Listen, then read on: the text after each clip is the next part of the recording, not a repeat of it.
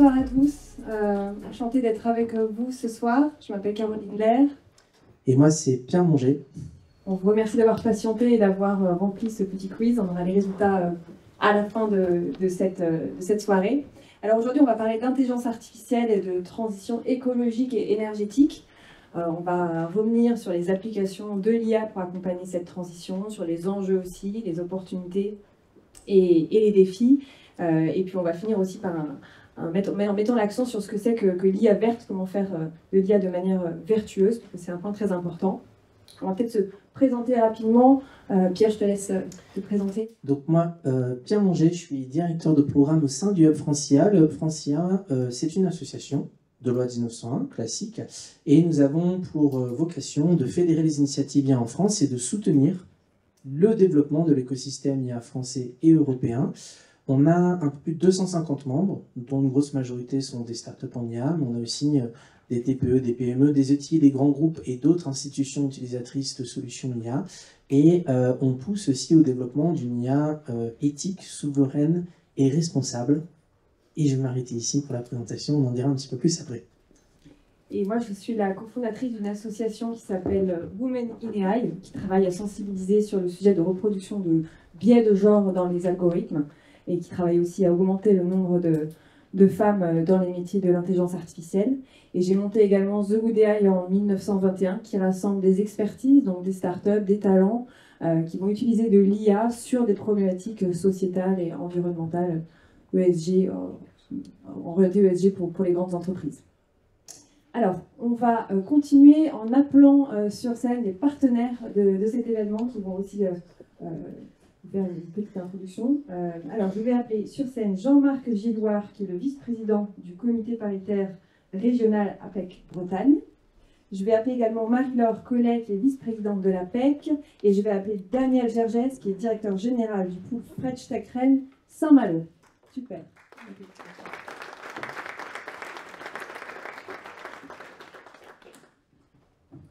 Donc, je vous laisse. Vous avez un micro ? Les deux micros sur la... Allez-y. Merci, bonsoir. Donc, je suis Jean-Marc Gilloire. L'APEC Bretagne m'a demandé de faire une petite introduction en qualité de vice-président du comité paritaire de l'APEC Bretagne. Et donc, pour cet exercice et compte tenu du sujet, j'ai demandé à mon ami Claude, développé par Anthropic, de me faire une proposition. Donc, à la question message bref d'introduction pour une conférence sur l'IA dont les intervenants sont des experts de l'IA et des start-upers, je vous lis la réponse de Claude. Bienvenue à notre conférence sur l'intelligence artificielle. Chers participants, c'est avec grand plaisir que nous vous accueillons aujourd'hui pour cette conférence dédiée à l'intelligence artificielle, ses innovations et son impact sur notre société. Nous avons l'honneur de recevoir des experts renommés dans le domaine de l'IA, ainsi que des entrepreneurs visionnaires à la tête de start-up innovantes. Ensemble, ils partageront leurs connaissances, leurs expériences et leurs perspectives sur les dernières avancées en matière d'IA. Au cours de cette soirée plutôt, nous explorerons les applications actuelles de l'IA, son potentiel futur et les défis éthiques qu'elle soulève. Nous vous invitons à participer activement aux discussions et à profiter de cette opportunité unique d'échanger avec les dirigeants de ce domaine en constante évolution. Préparez-vous à être inspirés et à découvrir comment l'IA façonne notre avenir. Excellent événement à tous. Donc je trouve quand même assez fantastique quand on sait que l'IA grand public est accessible gratuitement depuis seulement 2 ans. Voilà ce que je voulais vous dire et je vous souhaite une excellente soirée à tous. Merci Jean-Marc.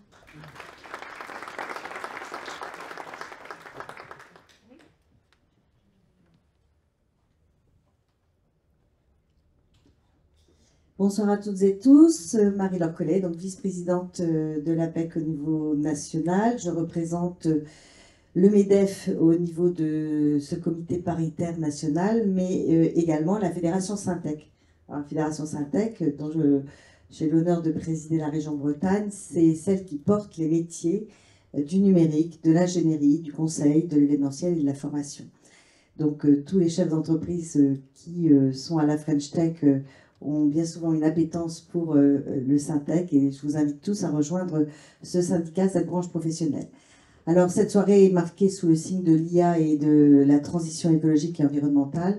Ce sont deux sujets qui préoccupent la gouvernance de l'APEC depuis très longtemps, notamment dans le plan de transformation que nous faisons au niveau de nos équipes. L'APEC, c'est aujourd'hui 1200 salariés répartis sur l'ensemble des territoires au service des cadres et des employeurs de cadres.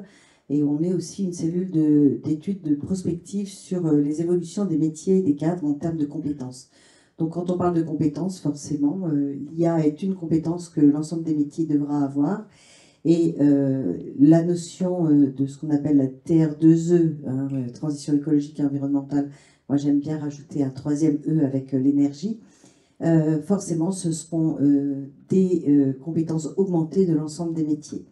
Je terminerai par dire que nous avons répertorié en France, avec France Travail, 444 familles de métiers. Sur ces 44 familles de métiers, il y aura à peu près 17 familles de métiers à être des nouveaux métiers liés à ces transitions écologiques et environnementales. Et les autres, le solde, 444 moins 17, ce seront des métiers entièrement impactés par ces transitions. Donc forcément, les métiers ne vont pas disparaître, mais ils vont être augmentés à la fois par ces transitions écologiques et environnementales et bien évidemment par l'IA. Donc des soirées comme celle-ci nous amènent à réfléchir collectivement, à voir vos projets et à aussi en récompenser, puisque avec l'APEC, il y a des représentants dans la salle, des trophées que nous pouvons remettre, mais aussi du fonds de dotation Novapec, qui est un fonds aussi dédié aux territoires, donc aux innovations des territoires. Eh bien, je vous invite évidemment à aller sur notre site où tout est expliqué plus longuement. Merci en tout cas pour l'invitation et à très bientôt. Merci Marie-Laure.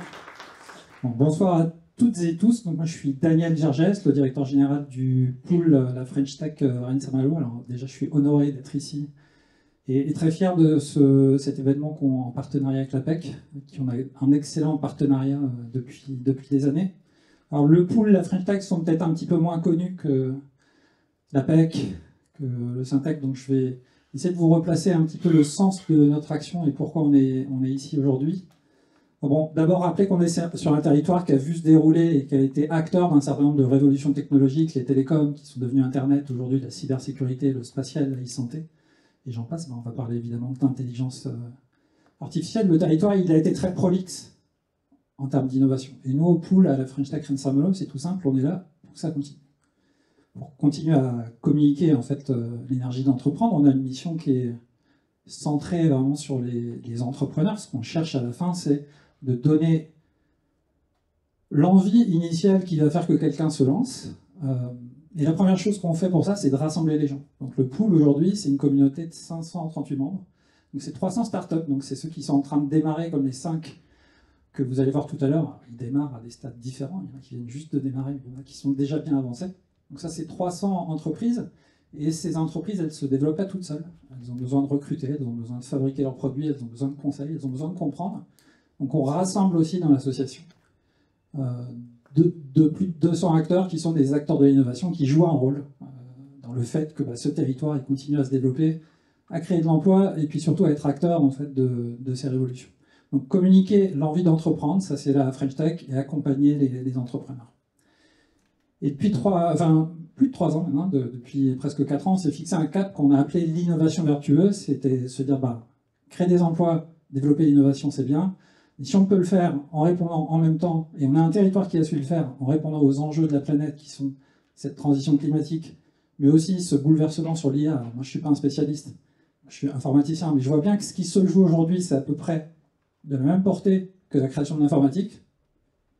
C'est-à-dire qu'on est absolument incapable de prévoir ce qui va se passer dans 10 ans par rapport à tout ça, mais on sait que des besoins d'innovation, ils vont y en avoir partout. Donc je suis très heureux aujourd'hui d'avoir en face pendant cette table ronde, des 5 startups qui vont vous présenter leurs innovations. On se retrouvera tous ensemble, je fais un petit moment de pub, à Imagine Summit, qui est un autre moment d'inspiration qu'on fait le 5 décembre, en lien avec les transmusicales, et là on sera à 1300 au couvent des Jacobins. On espère vous y retrouver. Et d'ici là, je vous souhaite une excellente soirée. Je suis sûr qu'on va apprendre plein de choses. Merci à tous.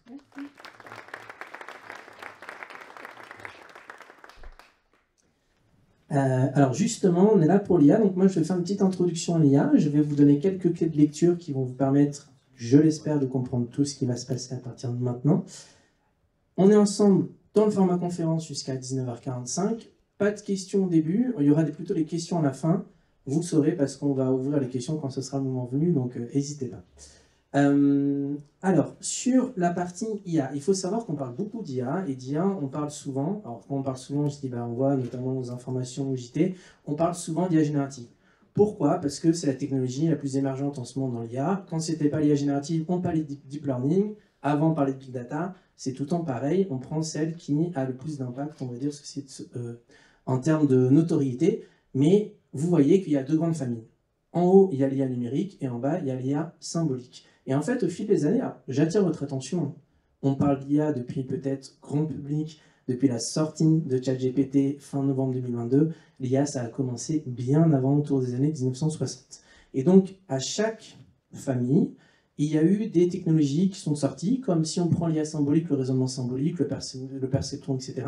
Et donc, en fait, une succession de haut et de bas. Donc le haut, c'est la partie été, si on découvre une technologie dans une des deux familles, on voit que ça a beaucoup d'apports, beaucoup d'atouts, on explore à fond la technologie, et à un moment, on commence à découvrir qu'il y a certaines limites à cette technologie, et donc on commence à replonger, et quand on replonge, on appelle ça un hiver.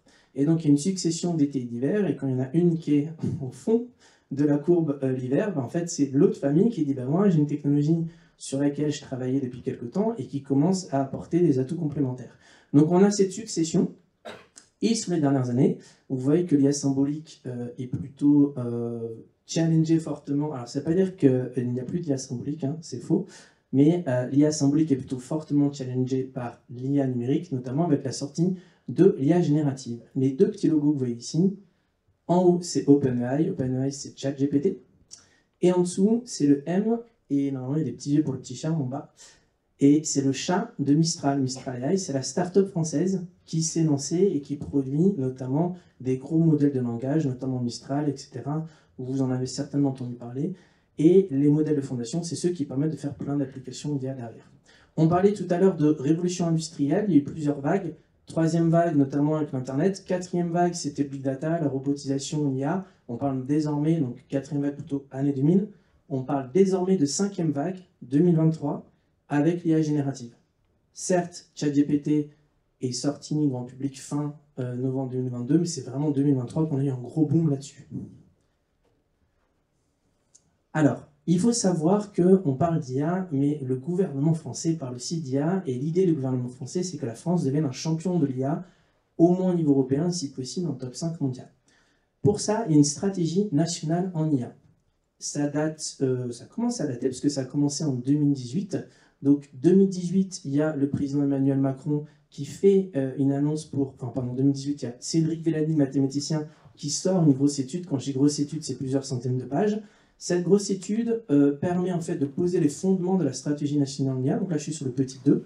Et donc en 2018, Emmanuel Macron annonce la phase 1 de la stratégie nationale en IA et on met 1,5 milliard d'euros sur la table pour financer cette phase 1. La phase 1, en résumé, c'est mettre sur pied les capacités de recherche de la France en IA pour booster la recherche en IA en France et commencer à préparer le terrain et fédérer les forces vives. La deuxième phase, qui était ensuite en novembre 2022, ancien secrétaire d'État numérique Cédric O et Frédéric Vidal, qui était à l'époque ministre de l'enseignement supérieur et de la recherche, font la phase 2 et montent à 2,5 milliards d'euros qui sont dans cette stratégie nationale IA. La phase 2, c'est quoi? C'est former massivement les talents IA en France. Et surtout, France c'est important, une fois qu'ils sont formés, ils restent en France. Ils ne partent pas vers les acteurs américains et les grosses boîtes. Donc là, à chaque fois, on met de l'argent sur la table, et il y a des stratégies, et il y a plusieurs sources d'investissement derrière, j'en ai parlé. Tout ça, ça s'est fait aussi au niveau européen. Il y a un plan coordonné de l'UE sur l'intelligence artificielle qui a commencé en 2018. Donc en fait, la phase 1 de la stratégie nationale en IA était calée aussi sur le plan coordonné de l'UE sur l'IA. Et ensuite, elle a été révisée en avril 2021. Il y a plusieurs initiatives, je vous les passe rapidement, mais il y a des espaces d'échange de données, donc des data spaces très importants. Pour faire de l'IA, il faut beaucoup de données. Où est-ce qu'on peut accéder à la donnée? Comment on a de la donnée accessible au niveau européen? Il y a la gouvernance des données, il y a aussi la régulation de l'IA. On parle beaucoup de AI Act, ou règlement de l'IA, c'est le troisième point. Et ensuite, Horizon Digital Europe, qui sont plutôt des lignes budgétaires au niveau de la Commission européenne pour lancer plusieurs projets, plusieurs appels à projets autour de l'IA. Et à chaque fois, il y a différentes sources de financement, comme le plan France 2030 ou alors le plan Relance. Tout ça, ça va aussi alimenter financièrement la stratégie nationale en IA. Pour finir sur ce sujet, là, ce sont toutes les initiatives qui ont déjà eu lieu. Donc, ça ne veut pas dire qu'elles sont clôturées, mais en tout cas, il y a l'investissement qui a été fait. Tout ça, c'est une déclinaison opérationnelle de la stratégie nationale en IA. On parle de la manifestation d'intérêt, compétences et métiers d'avenir.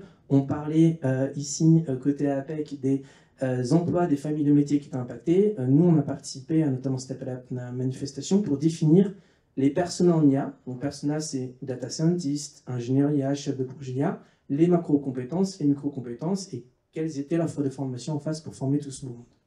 Deuxième sujet, appel IA embarqué. Donc, IA embarqué, c'est l'IA décentralisée. On n'est pas dans les gros data centers, on est plutôt proche de l'objet consommateur de l'IA. Donc, c'est le cas notamment des véhicules autonomes.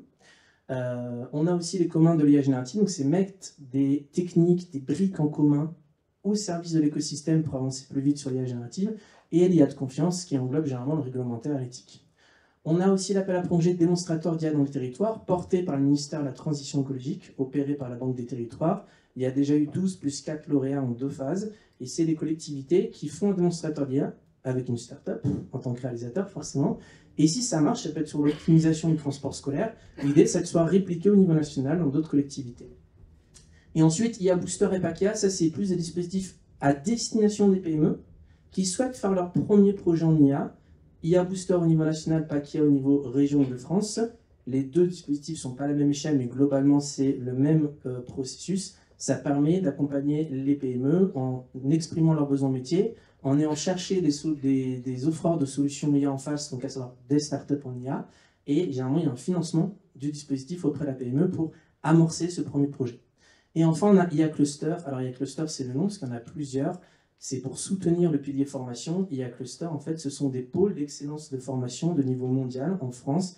Et donc, c'est des pôles qui répondent pour proposer toute cette formation et justement assouvir le besoin de former massivement les talents en IA en France. Voilà pour la petite introduction en IA. J'espère pas vous avoir scotché des débuts sur le sujet, mais c'est pour vous donner quelques lectures et de montrer que l'IA, ça avance et que ça avance aussi au niveau national. Merci Pierre. Alors on va passer à la partie pitch. On a 5 startups qui vont venir pitcher. Donc je vais appeler sur scène Nicolas Beaugendre de Kermap. Je vais appeler Tanguy Duménil de 2050 Score, Justine Renaud-Louis de Louis, Honora de Petit-Trône et Nicolas Beaugendre de Kermap. Alors, vous pouvez tous vous s'asseoir et puis on va commencer par Nicolas et Kermap. Donc Nicolas, tu as 2 minutes pour présenter Kermap. Bonsoir à tous, merci pour l'invitation. C'est parti. Alors, Kermap, donc moi je suis Nicolas Beaugendre, je suis un des cofondateurs et directeur général de Kermap. Kermap, nous finalement, pour faire simple, on fait du suivi de territoire.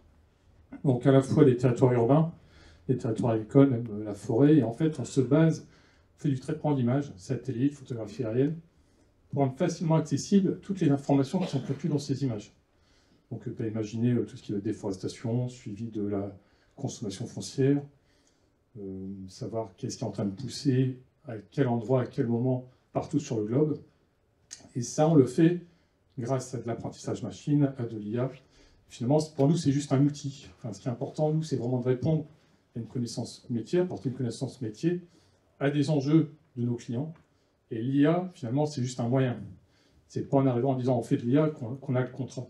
Ce qui est vraiment important, c'est de dire c'est quoi ton problème, comment on peut le résoudre, et on peut le résoudre de manière plus rapide si on utilise telle brique technologique. Donc voilà, donc, je pense que durant la soirée, j'expliquerai un petit peu plus ce qu'on fait de manière très concrète sur des cas clients. Donc voilà, donc nous on est basé à Cesson, on est une vingtaine de personnes, donc on est spécialistes en traitement d'images, satellites et aériennes. Voilà. Merci Nicolas. Et nous continuons avec Enora de Contrôle. Bonjour à tous. Donc chez Pure Control, donc nous on est basé à Rennes. Aujourd'hui on a une cinquantaine de collaborateurs. Donc depuis un petit peu plus de 7 ans maintenant, on s'est donné comme objectif d'aider les collectivités, les industriels à réduire leur consommation d'énergie et même plus largement à les aider dans leur transition écologique. Concrètement, ce qu'on a fait, c'est qu'on a développé une solution basée sur l'intelligence artificielle pour aller piloter les installations ou les équipements industriels pour, in fine, donc, comme je le disais, faire des réductions sur les consommations d'énergie. Donc comment ça fonctionne? C'est qu'on va aller se connecter sur les automates industriels et ensuite collecter toute la donnée de fonctionnement du site pour aller créer un jumeau numérique. Une fois qu'on a fait ça, on va aller pouvoir le corréler avec d'autres informations. Donc ça va être des données par exemple météo, des données des tarifs énergétiques qui ont une influence sur les processus industriels ce qui va ensuite nous permettre de bien comprendre le fonctionnement du site. Une fois qu'on a ce fonctionnement du site, c'est en plusieurs étapes, on va aller trouver la meilleure stratégie pour aller optimiser en fait, le fonctionnement de ces process-là. Et cette stratégie, on ne fait pas juste donner des informations sur comment il faudrait faire, c'est qu'on passe à l'action. C'est-à-dire que notre solution ensuite va envoyer des commandes directement aux automates pour aller piloter les équipements et donc faire des économies d'énergie. Donc aujourd'hui, on pilote un petit peu plus de 500 sites, principalement dans le domaine de la gestion de l'eau, donc les stations d'épuration, l'eau potable, mais on travaille aussi de plus en plus sur l'aspect industrie. Donc autant en France, mais aussi en Espagne, on commence à se développer à l'international, donc en Europe, avec des nouveaux bureaux qui sont ouverts en Belgique l'année dernière. Voilà. Merci Noah. On continue avec Darren. Merci. Bonjour tout le monde. Donc, je suis Darren Beach, je suis en charge de la croissance et des partenaires pour Oxygen IT. Alors, Oxygen IT, c'est je pars sur le constat qu'on a fait pour pourquoi on a créé Oxygen IT. C'est qu'on a constaté, vous savez aussi tous, que le cloud, l'usage du cloud, l'usage de l'informatique est en croissance importante. Je pense que c'est encore plus important aujourd'hui. Et la croissance de cet usage cloud emmène évidemment des data centers en plus et de l'énergie en plus pour alimenter tous ces data centers. Et en plus, on ajoute là-dessus le fait que nos PC, on est plus en mode de stocker sur le cloud, ce qu'on fait aujourd'hui, les photos, etc. Donc les PC perdent un petit peu l'impact environnemental. Malheureusement, peut-être l'impact qui devient encore de plus en plus important sur le cloud. Donc il y a une tendance assez forte de ce sens-là. Deuxième constat qu'on a fait, c'est qu'il y a des réglementations qui arrivent, c'est la CRD, des autres réglementations qui poussent les entreprises à agir et réduire leur impact environnemental sur la partie informatique. Et nous, on a dit qu'il y a forcément quelque chose à faire pour aider les entreprises à régler ces deux problèmes-là. Donc, on a créé Oxygen IT pour faire ça. Donc, pour faire relativement simple, c'est un outil qui se connecte sur l'infrastructure du client informatique et qui mesure précisément le CO2 qui est émis par l'activité. On a des kilowattheures aussi, qui sont liés effectivement à tout ce qu'on est en train de dire sur l'informatique. Donc on mesure. Le deuxième volet de notre solution donne des recommandations. Parce qu'on a aussi vu avec nos clients qu'on mesure le carbone, mais on ne sait pas quoi faire. Ok, c'est en croissance, mais que faire? Donc nous on donne des recommandations qui sont... on est en train de réfléchir sur l'IA, sur les recommandations, on en parlera tout à l'heure. Mais il y a une piste très intéressante sur ces recommandations aux clients pour comment faire pour réduire le carbone. Et le troisième volet, c'est qu'on a en prédiction un simulateur de carbone pour nos clients qui permet de dire dans les nouveaux projets, les projets de transformation, quel projet choisir et ce projet-là, est-ce que je suis sûr que ça amène moins de carbone possible. Voilà, donc on a ces trois solutions-là. On a une approche assez unique dans le sens qu'on est très granulaire, très précis sur notre solution qui permet aux clients de... Parce que notre leitmotiv, c'est un peu de dire le carbone doit entrer dans les KPI, dans le dashboard, dans le tableau de bord des DSI, exactement comme le coût, la performance, la cybersécurité. Ce n'est pas encore le cas. Nous, on ouvre pour que ça devienne le cas. Et voilà, donc on a créé Oxygen IT pour adresser ça. Merci. Merci, Darren. On enchaîne avec Justine de Willow. Bonsoir à tous, je m'appelle Justine Bonneau, je suis la dirigeante et la fondatrice de Widoulot, que j'ai créé il y a bientôt 3 ans, sur des travaux de recherche. Donc moi je suis avant tout une informaticienne qui a fait une thèse sur le sujet, avec pour objectif comment aider les développeurs, les concepteurs d'applications logicielles à réduire la consommation d'énergie ou améliorer les performances de leurs logiciels. Pas vraiment les logiciels qu'on a l'habitude d'utiliser sur PC, mais plutôt les logiciels qui sont embarqués tout autour de nous. Donc nous, on travaille principalement sur des secteurs du type automobile, défense, spatiale. Et on conçoit des outils qui font une analyse en fait du code qui est produit par les développeurs, qui détectent en fait des zones qui pourraient être modifiées concrètement dans le code pour gagner en performance ou en conso d'énergie. Et derrière, évidemment, comme tu disais à l'instant, c'est important de pouvoir accompagner le concepteur de l'application jusqu'à la mise en place de ces modifications. Donc la deuxième partie de notre brique logicielle, l'objectif c'est de générer du code automatiquement. Attention, c'est pas du low-code, c'est pas du no-code, c'est assez technologique ce qu'on propose, et le but c'est plutôt de coller au mieux aux justes besoins par rapport au processeur qui va exécuter le code derrière. Donc de l'IA, c'est plutôt dans un objectif d'optimisation de ces algorithmes-là que nos solutions peuvent être utilisées. Par contre, aujourd'hui, nous, on n'en intègre pas. Et c'est un sujet qu'on évoquera peut-être tout à l'heure. Voilà. Merci Justine.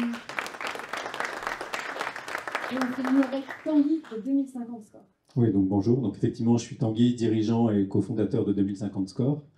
Donc nous, en fait, on est une jeune start-up dont la mission est d'accélérer la transition écologique des entreprises à l'échelle européenne. Et pour ça, en fait, on utilise l'IA pour analyser la donnée publique de toutes les entreprises, de millions d'entreprises à l'échelle européenne.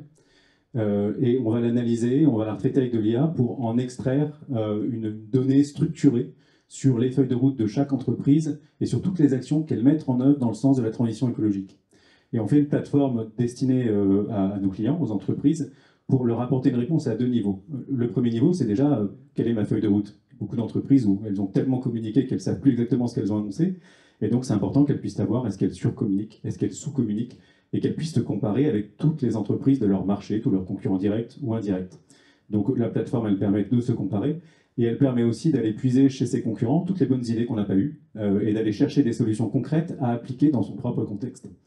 Et puis le deuxième niveau qui va concerner plutôt les gens qui sont des leaders d'écosystèmes. Donc ça peut être des grands groupes qui ont tout un écosystème autour d'eux, ou des réseaux d'entreprises. Là, on va leur permettre de cartographier en masse et de façon exhaustive tout leur écosystème. Et du coup, d'aller aussi cartographier des TPE, PME, qui sont un peu en dehors des radars aujourd'hui, et de pouvoir savoir qui en est où sur les différents sujets, qui sont le carbone, l'économie circulaire, la biodiversité, la finance durable, le social et la gouvernance. À partir de cette cartographie, ils vont pouvoir animer et anticiper l'animation, sans doute sur plusieurs années, parce que ça va prendre du temps, mais aider leur écosystème à progresser et progresser avec. Voilà.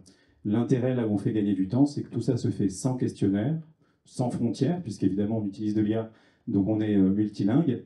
On est à 360 degrés sur les sujets de la transition.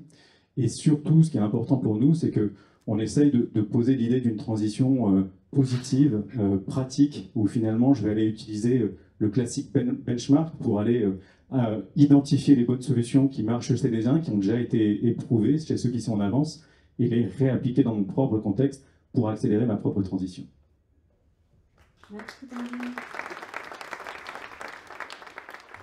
Alors, vous restez tous les 5 avec nous, on est ravis de vous avoir, et à chaque thématique, on vous posera des questions et on vous demandera votre avis. Et puis, gardez vos questions pour nos startups pour la fin de la journée. Alors, première thématique, on va revenir sur la manière dont l'IA peut se mettre au service de cette fameuse transition écologique, énergétique et environnementale, et je pense qu'il y a encore des E qu'on oublie. Alors, on va peut-être revenir sur ce que c'est. Ça veut dire que cette transition, d'abord, cette transition écologique et énergétique et environnementale, c'est vraiment un changement profond de nos sociétés pour faire face aux défis environnementaux. Alors, principalement, c'est bien sûr l'idée de quitter, d'abandonner les énergies d'origine fossile, donc pétrole, charbon, etc., et de passer progressivement vers du renouvelable, donc du solaire, de l'éolien, de l'hydraulique. Mais pas que, c'est aussi vraiment revoir complètement nos modes de production, nos modes de consommation pour qu'ils soient plus durables, pour qu'ils soient plus circulaires. C'est aussi protéger activement la biodiversité. Ça touche tous les secteurs, hein, le transport, le logement, l'agriculture, et j'en passe les meilleurs, j'en oublie. Et ça demande vraiment à ce que chacun change ses comportements individuels et puis également qu'on ait une transformation profonde dans l'économie. Et tout ça, c'est accompagné bien sûr de politiques publiques. Donc ça, c'est le paysage dans lequel on est aujourd'hui. Alors comment ça se traduit par exemple en Bretagne en termes d'investissement sur les 4 dernières années? La transition écologique et environnementale, c'est plus de 2,5 milliards d'investissements. Alors vous voyez, dans votre région, principalement, on est sur les domaines du recyclage et des déchets, des énergies renouvelables, et qu'est-ce qu'on voit d'autre? Du bleu, non, qu'est-ce que j'avais en tête? Recyclage, et bleu, rouge, vous voyez avec moi, et batterie, voilà, batterie et véhicules électriques. Donc c'est des gros domaines qu'on retrouve dans votre région, et puis il y a pas mal de projets de recherche et innovation qui sont en cours aussi dans la région sur des sujets aussi divers que l'alimentation, la biodiversité, les ressources marines ou encore des sujets agricoles. Alors, nous, on a voulu revenir sur les usages de l'IA pour cette fameuse transition en revenant sur les capacités de l'IA. Donc, Pierre vous a un peu parlé d'IA tout à l'heure. L'IA, c'est avant tout la capacité pour des logiciels à imiter certaines de nos capacités cognitives. Voir, lire, regarder, entendre. Résoudre des problèmes aussi. Donc, c'est notamment analyser, modéliser, prédire, optimiser, recommander. Et puis aujourd'hui, avec l'IA générative, on va encore plus loin. On est capable d'aller créer, d'aller découvrir et de personnaliser des solutions. Donc, on va revenir à chacun de ces capacités avec un exemple. Par exemple, analyser. Alors, Tanguy, c'est typiquement ce que vous faites. Vous analysez les données extra-financières pour aider notamment les entreprises à se mettre en conformité. Ça peut être aussi un autre exemple. Ça peut être utiliser des algorithmes de reconnaissance visuelle par ordinateur sur par exemple sur une ligne de tri de déchets, hein, en identifiant les déchets pour permettre de faire du tri plus rapidement. Ensuite, modéliser, donc on va utiliser l'IA pour faire des scénarios. On utilise par exemple la modélisation en IA sur tout ce qui est modélisation climatique. Ça permet notamment d'aller plus vite et de regarder plus de scénarios que de faire des modélisations physiques complètes, hein, qui étaient ce qu'on faisait avant l'IA, donc qui sont les modélisations qui reprennent les lois de la physique, qui sont très lourdes avec énormément de calculs. Donc avec l'IA, on va plus vite, on peut avoir plus de scénarios et consommer moins de ressources quand on regarde ces scénarios-là. Prédire, je vais te laisser montrer. Oui, alors prédire, ça peut être aussi appliqué au cas de la prédiction de la production d'énergie renouvelable, ce qui est compliqué, parce que les énergies renouvelables, par défaut, sont intermittentes, donc ça dépend de beaucoup de facteurs, et de dire combien je vais produire exactement sur mon parc éolien dans 6 heures, c'est compliqué, et donc l'IA peut apporter une réponse là-dessus. J'enchaîne sur optimiser, ça peut être aussi, j'en profite parce qu'on est dans un bâtiment, optimiser, ça peut être la gestion intelligente des bâtiments. Et donc, pour ça, il faut des données. Donc, les données, ça vient généralement des capteurs. Et donc là, on pourrait imaginer un capteur pour dire détection d'activité humaine. Donc, je peux adapter la consigne sur le chauffage automatiquement. Je peux adapter l'éclairage dans les parties communes. Tout ça, c'est la gestion intelligente des bâtiments qui permet de réduire l'empreinte environnementale des bâtiments une fois construits, puisque pendant la construction, il y a aussi l'IA, mais c'est un autre sujet. On peut également monitorer. Alors, c'est pour ne pas utiliser le mot surveillance parce qu'il fait toujours un petit peu peur, mais on peut monitorer par exemple des projets de reforestation en analysant des données qui vont venir des images satellites, des drones, des capteurs au sol. On peut suivre par exemple la croissance des arbres, on peut suivre la couverture de la canopée, donc la densité. On peut également estimer le stockage de carbone par arbre et suivre aussi des indicateurs liés à la biodiversité comme la diversité génétique par exemple, et tout ça pour augmenter bien sûr l'efficacité de la réforestation et puis éventuellement prendre des mesures de contrôle si on voit qu'on ne va pas dans la bonne direction.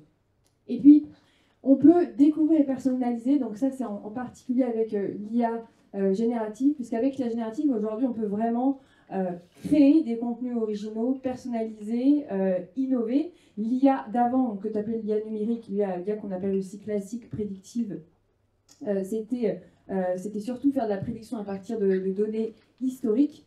Donc là, aujourd'hui, avec l'IA générative, on peut... l'IA générative, ça va permettre d'aller vraiment plus loin que l'IA classique sur les données d'entraînement. Donc l'IA classique, elle va prendre vos données d'entraînement et elle va faire des prédictions. L'IA générative, elle va aller vraiment comprendre comment ces données d'entraînement fonctionnent, comment elles interagissent entre elles, pour avoir une espèce de recette et à partir de là, pouvoir vraiment créer des choses nouvelles. Donc, par exemple, aujourd'hui, on peut créer des matériaux, on peut trouver des nouveaux matériaux en utilisant de l'intelligence artificielle générative combinée à de l'intelligence artificielle classique. Il y a une boîte qui s'appelle Citrine Informatics, par exemple, qui en ce moment est en train de découvrir des nouveaux polymères biodégradables pour remplacer le plastique. Donc ils ont utilisé de l'IA numérique, ou l'IA classique, pour aller analyser toutes les propriétés physiques et chimiques de différentes molécules. Et après, ils sont allés utiliser de l'IA générative pour combiner, faire des recettes, regarder ce qui peut matcher ensemble et venir même avec des propositions de nouveaux matériaux qu'on n'aurait pas nous-mêmes, avec nos cerveaux, pu détecter. Et ils font ça en quelques mois au lieu de mettre des années, voire des dizaines d'années. Donc c'est un outil assez puissant. Ça peut permettre aussi de personnaliser des éco-gestes par foyer en fonction de nos habitudes de consommation. Ça peut permettre, on parlait de la rénovation énergétique, de venir avec un plan personnalisé de rénovation énergétique par bâtiment en fonction de données historiques, mais en fonction également du climat, de plein d'autres événements extérieurs. Donc voilà pour les usages de l'IA pour la transition écologique. Parole start-up. Alors, on va commencer les questions de start-up. Donc, une question vers Tanguy, 2050 Score. On a expliqué eh bien, en fait, plein de cas d'usage différents. Est-ce que pour la transition écologique, il y a des capacités d'IA qu'on n'aurait pas citées, que vous appliquez dans le cadre de votre périmètre?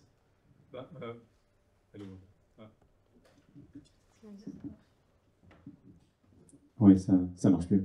Vous avez cité beaucoup de choses, je dirais plutôt, nous on a effectivement un cas d'application très pratique, et ce qui est intéressant, c'est qu'est-ce qu'on en fait. Notre sujet, c'est la transition, la transformation des entreprises, et ce que nous permet l'IA, c'est un changement d'échelle considérable. Donc ça veut dire que ça permet de penser la transition écologique à grande échelle différemment. Et pour ça, on utilise effectivement tout ce qui est capacité d'analyse de l'IA, puisque on doit prendre des données qui sont disséminées sur des millions de pages web, dans des millions de rapports, ou dans des milliers, quand même, pour l'instant, de rapports PDF. Mais en tout cas, on doit prendre une donnée qui est actuellement très déstructurée, et puis on doit la mettre à disposition de gens qui cherchent des solutions pour accélérer. Donc l'IA nous permet de faire ça à grande échelle, je le disais, sans frontières, donc c'est extrêmement intéressant en termes d'usage. Et puis il y a aussi la question de la personnalisation. On le voit derrière tout ça, nous, il y a un enjeu de communication. Hein. Notre parti pris, c'est de dire, oui, il y a du greenwashing, mais il y a surtout des entreprises qui font et qui ne communiquent pas parce qu'elles ont peur de taxer de greenwashing. Ça s'appelle du greenwashing. Et puis il y a surtout plein d'entreprises qui ne font pas. Donc nous, on veut les aider, notamment les plus petites d'entre elles, hein, celles qui n'ont pas forcément les moyens de surinvestir le sujet, à poser un narratif sur la transition écologique, à expliquer ce qu'elles vont faire, ce qu'elles s'apprêtent à faire, et les bonnes solutions qu'elles veulent mettre en œuvre, et à pouvoir communiquer sur leur site web. Et l'IA nous permet, à partir de la donnée, à partir de la feuille de route qu'elles construisent depuis la donnée, de structurer leur communication et d'avoir directement à mettre sur leur site web l'information transparente pour tous sur la question de la transition écologique. Et on pense que c'est assez vertueux que chacun se positionne et que quelque part le monde économique ait un peu plus la pression de dire où on en est, où on va et comment on s'organise concrètement et structurellement pour avancer dans le sens de la transition. Merci. Je veux bien compléter, en fait, ça, je dirais aussi, alors c'est un peu innové, créé, c'est aussi, ça permet de faire sauter des verrous, des fois mentales. Par exemple, nous, on a une solution qui s'appelle Nimbo, on met à jour le monde de manière mensuelle. Donc, vous allez me dire, il y a Google Earth qui fait déjà, qui montre un peu la Terre, comment elle est, mais en fait, Google Earth, c'est des images très précises, et tu peux avoir une image en 2019, une autre en 2024, tu n'as aucune continuité dans le temps. Et en fait, nous, on est capable de faire une image du monde qui se met à jour de manière mensuelle. Et ça, finalement, on se dit, OK, il y a Google, mais en fait, non, nous, on est une boîte de 20 personnes, on a 7 ans, on est capable de faire quelque chose que personne d'autre ne fait actuellement dans le monde.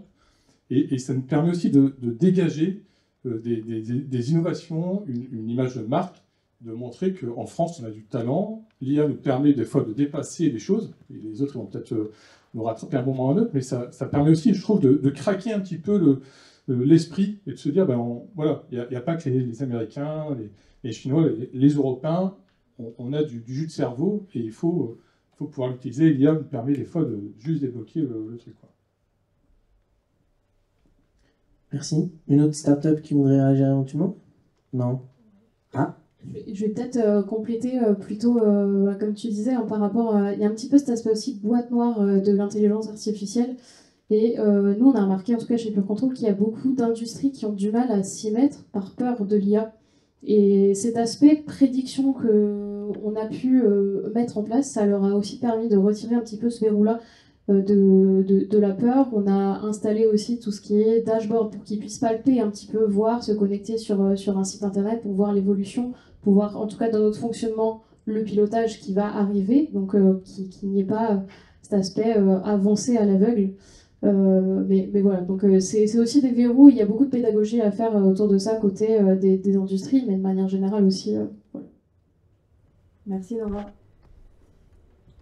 On va passer à notre thématique 2, à quels enjeux vous faites face et les entreprises qui sont ici font-elles face lorsqu'elles veulent mettre en place de l'intelligence artificielle. Et on va commencer avec les opportunités avec toi Pierre. Alors voilà, comme vous voyez, il y a des opportunités à l'IA grâce aux questions, aux réponses des startups qu'on a présentées précédemment. Donc là, c'est pas que IA générative, hein, s'il y a toute technologie, et c'est pour ça que je vous ai présenté le beau graphique au début. Ça peut être un avantage, donc ça peut être PME, TI, grand groupe. En tout cas, vous adoptez des solutions IA pour vous permettre, par exemple, opportunité, leadership et avantage concurrentiel.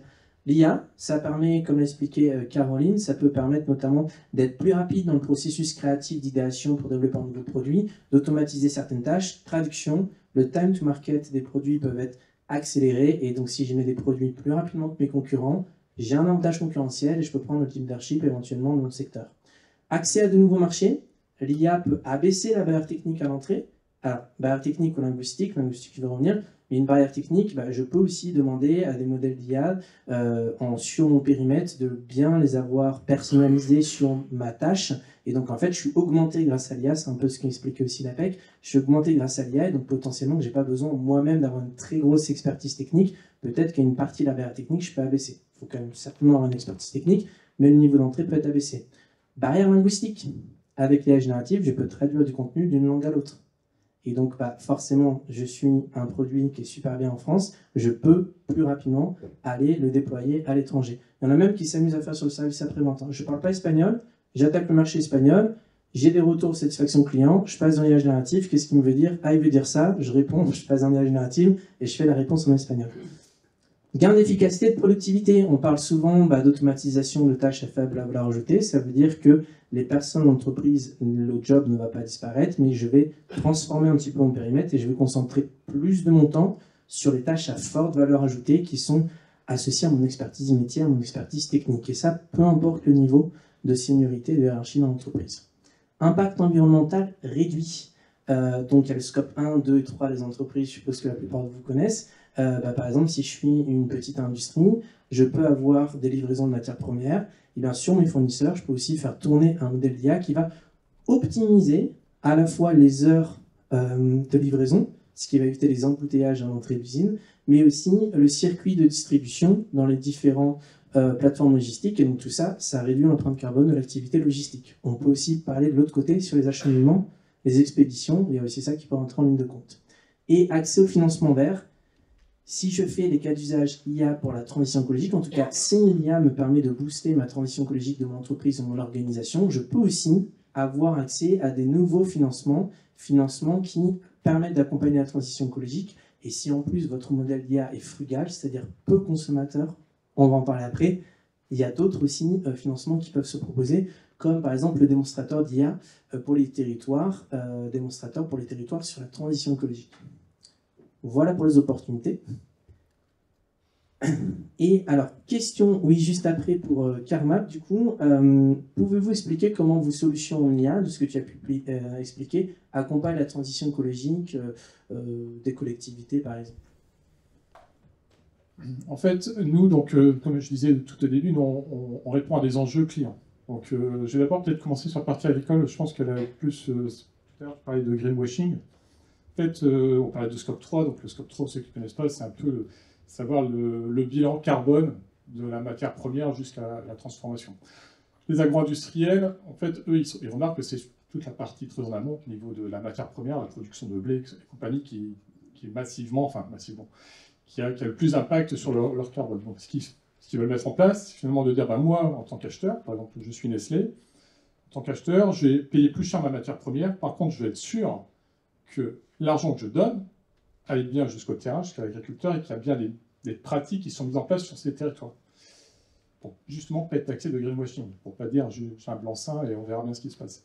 Donc nous, on est là en fait pour leur permettre, tout à l'heure tu parlais de surveillance, monitorer, oui c'est un peu ça, c'est de dire je donne de l'argent face à des résultats. Et nous on est capable finalement de regarder tous leurs fournisseurs, donc au niveau de la parcelle, de regarder si les pratiques sont mises en place, donc c'est des pratiques de couverture, donc au plus le champ est couvert, au moins il y a du sol nu, au plus il y a de biodiversité, au plus ça stocke de carbone, au moins il y a d'érosion, il y a plein de bénéfices partagés.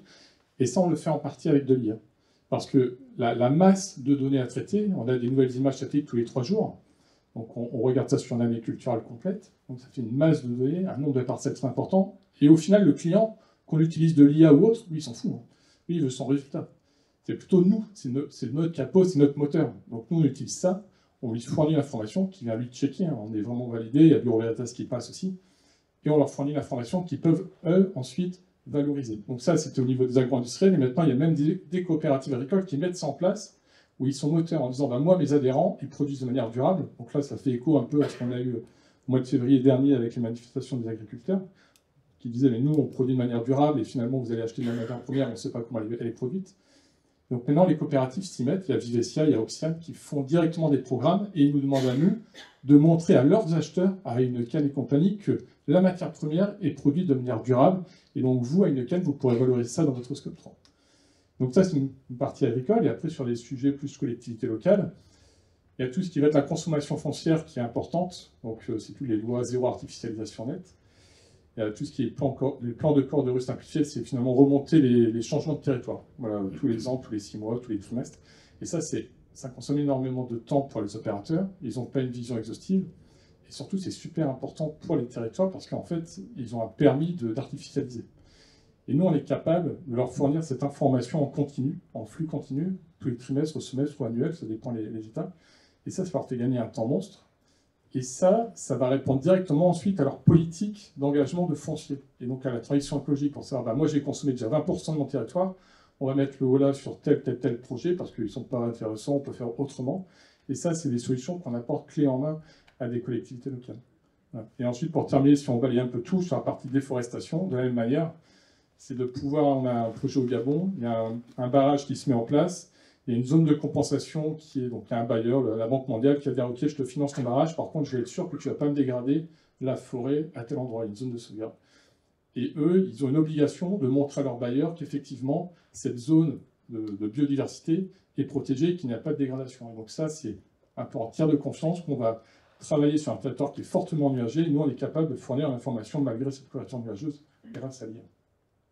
Voilà. Enfin, un panorama un peu large. Super. Merci. Très bien, merci. Moi, j'ai une question pour Enora Pure Control. Donc, récemment, vous avez monté un partenariat avec OKWind. Donc, pour en savoir un petit peu plus, donc vous apportez finalement la brique IA à OKWind qui fait des panneaux solaires qui ressemblent à des parasols, d'après ce que j'ai compris, qui suivent le soleil. Est-ce que tu peux nous en dire un petit peu plus sur, du coup, c'est pas vraiment un nouveau marché, mais ce que ce partenariat apporte et comment l'IA, du coup, augmente cette solution avec les entreprises? Oui. Ah, il y a un problème. Il ne veut pas super. Merci. Oui, alors du coup, donc c'est vrai qu'OKWind, c'est un petit peu une longue histoire qu'on a avec eux, parce qu'il y a quelques années, donc, ils ont décidé d'investir chez Pure Control. Mais cet investissement-là, il n'était pas uniquement sur un aspect pour soutenir une start-up de leur côté, mais c'était aussi pour un aspect de réel partenariat pour proposer une solution qui a un vrai impact. Donc, comme tu disais, OKWind, c'est des trackers solaires, donc c'est comme un tournesol, ils vont suivre la course du soleil pour maximiser finalement l'autoconsommation solaire. Ils travaillent beaucoup dans le milieu agricole aujourd'hui, mais de plus en plus au niveau des industries et côté gestion de l'eau aussi auprès des collectivités.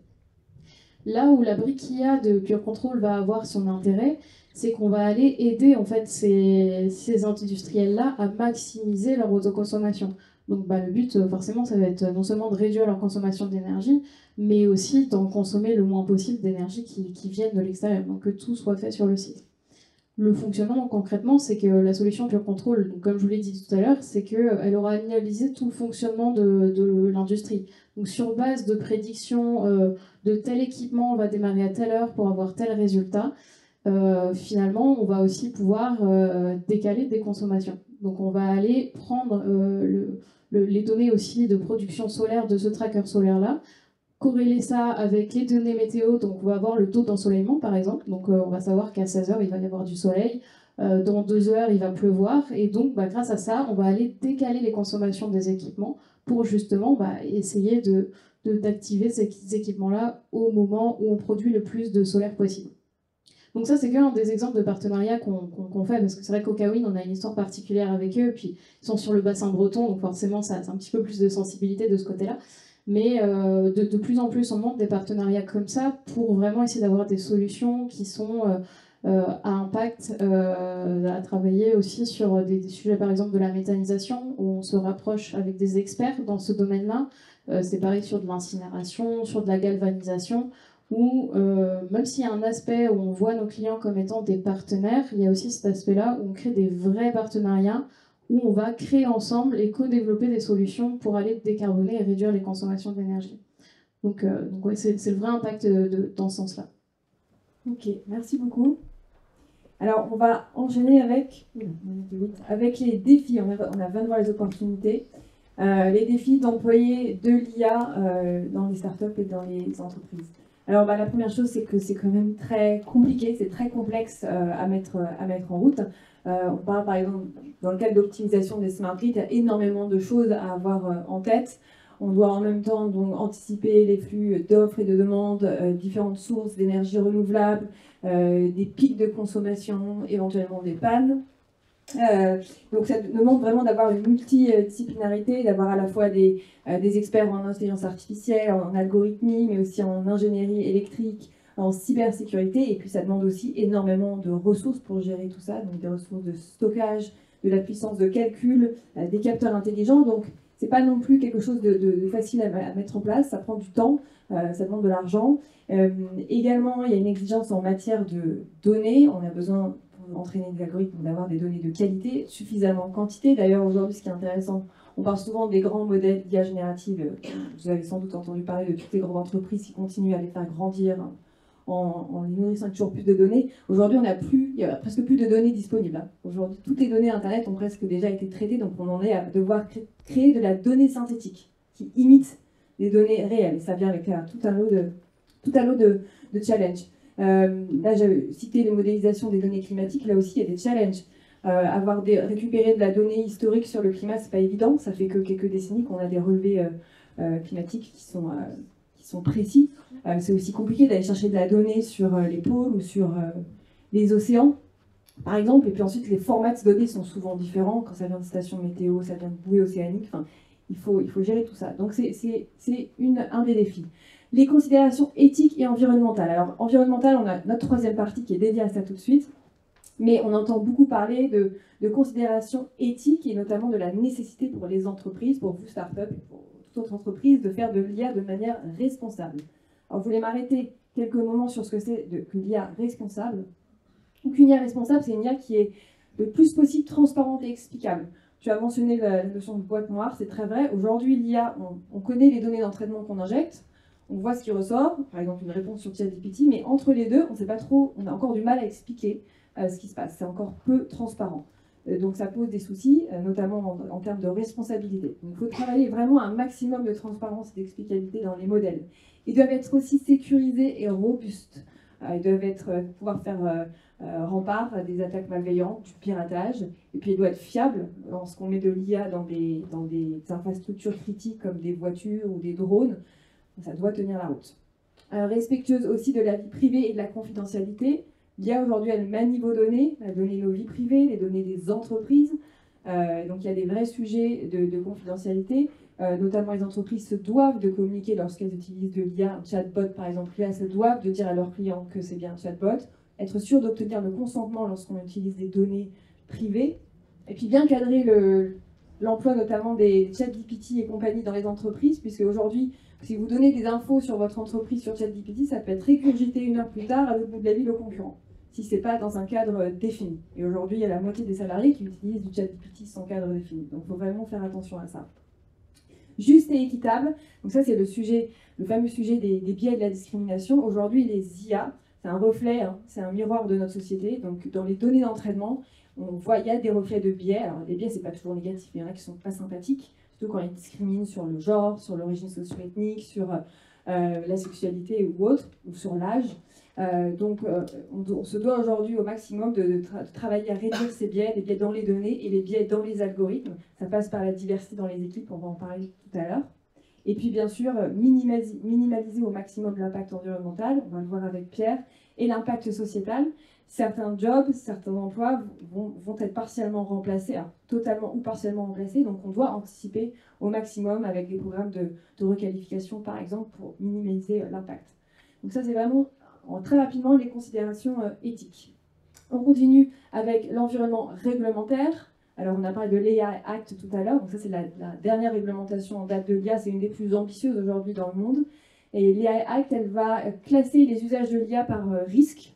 Donc vous avez des risques inacceptables, comme la surveillance civile, par exemple, ça c'est interdit en Europe. Et puis vous avez des utilisations, des usages d'IA haut risque. Donc, tous les modèles d'IA générative, par exemple, ils sont dans cette catégorie IA à risque, parce qu'ils touchent à des infrastructures sensibles, ça peut toucher au travail, ça peut toucher à la santé.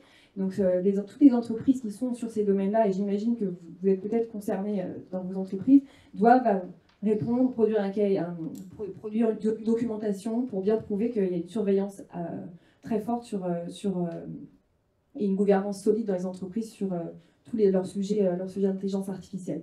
Et par exemple, si vous faites de l'agriculture de précision, vous devez non seulement gérer la réglementation IA, mais aussi la réglementation due à votre propre secteur, par exemple la PAC qui va évoluer rapidement, les normes sur les pesticides, sur la qualité de l'eau. Donc c'est énormément de contraintes quand même, parce qu'il faut faire de la veille constante sur la réglementation, la comprendre, interpréter les textes et adapter le produit pour être conforme. Et puis le dernier sujet, bien sûr, c'est le retour sur investissement, parce que, encore une fois, ça coûte cher, ça prend du temps de faire de l'intelligence artificielle. Alors des fois, il y a des gains qui sont assez rapides. On parlait tout à l'heure d'IA pour trouver des nouveaux matériaux. Donc là, c'est génial parce qu'au lieu de passer 10 ans, en quelques mois, on peut avoir des nouveaux matériaux. Donc sur la R&D, on accélère le boulot, mais la réglementation est toujours là. Donc pour amener ces produits sur le marché, il y a toujours des lenteurs. Donc, et puis quand on parlait de reforestation tout à l'heure, quand on travaille sur les forêts, tout ce qui est naturel, c'est des cycles de vie qui sont très longs. Donc les retours sur investissement ne sont pas toujours évidents, ou en tout cas c'est vraiment long terme, donc il faut avoir de la patience. Alors on va parler du recrutement maintenant, avec quelques chiffres pour commencer. Donc la filière du développement durable, elle recrute, et beaucoup, notamment en Bretagne, c'est la 10e région en France qui a le plus contribué à la création d'emplois salariés sur ce niveau-là. C'est 2,5 milliards investis, je l'ai dit tout à l'heure en début, c'est 2747 emplois créés sur les dernières 4 années, 75% de projets à l'initiative des PME et des micro-entreprises. Et puis côté start-up, donc ça c'est des chiffres plus au niveau international, mais pareil, c'est les start-up de l'énergie et de l'environnement qui recrutent le plus aujourd'hui en France, qui cumulent 4 milliards de chiffre d'affaires en 2023, et donc plus de 18% de croissance en termes d'effectifs. Donc une filière qui recrute. Maintenant, quels sont les enjeux aujourd'hui pour le recrutement, pour les startups d'IA, et vous allez partager ça avec nous après. Mais les enjeux aujourd'hui, c'est quand même d'aller embaucher dans la diversité. J'en parlais tout à l'heure avec les biais. Aujourd'hui, c'est vraiment important dans les équipes d'IA que ça soit représentatif de la société, que ce ne soit pas uniquement, en général c'est un peu cliché, mais c'est souvent des hommes jeunes blancs, que ce ne soit pas forcément une vision du monde, mais qu'on puisse avoir une représentation de la société dans ces équipes d'IA qui travaillent à trouver des nouvelles solutions, des nouveaux modèles. Donc c'est important d'avoir une diversité d'état d'esprit. Et aujourd'hui, c'est seulement 22% de femmes dans les équipes d'IA, donc c'est vraiment encore trop peu. Donc il faut de la diversité, notamment pour aller identifier en amont les biais dans les données d'entraînement, et puis les corriger. Plus on a de la diversité, plus on pourra identifier ces biais et les corriger. Et puis c'est aussi synonyme de performance. Aujourd'hui, on le sait bien, plus les équipes sont diversifiées, plus elles sont performantes. On a également des contraintes de formation continue, bien évidemment, parce que toutes les semaines, il y a des nouveautés en IA, donc il faut vraiment se tenir au courant sans arrêt des meilleures pratiques. Pareil en écologie, donc c'est vraiment la formation continue, elle est importante. Et je dirais même que c'est un plus, parce qu'aujourd'hui, les talents, on fait de la rétention de talents, notamment en investissant sur eux. Donc plus vous investirez sur vos talents, plus ils auront envie de rester. Et puis, la multidisciplinarité. J'en ai un peu parlé, mais on cherche aujourd'hui pas seulement des experts en intelligence artificielle.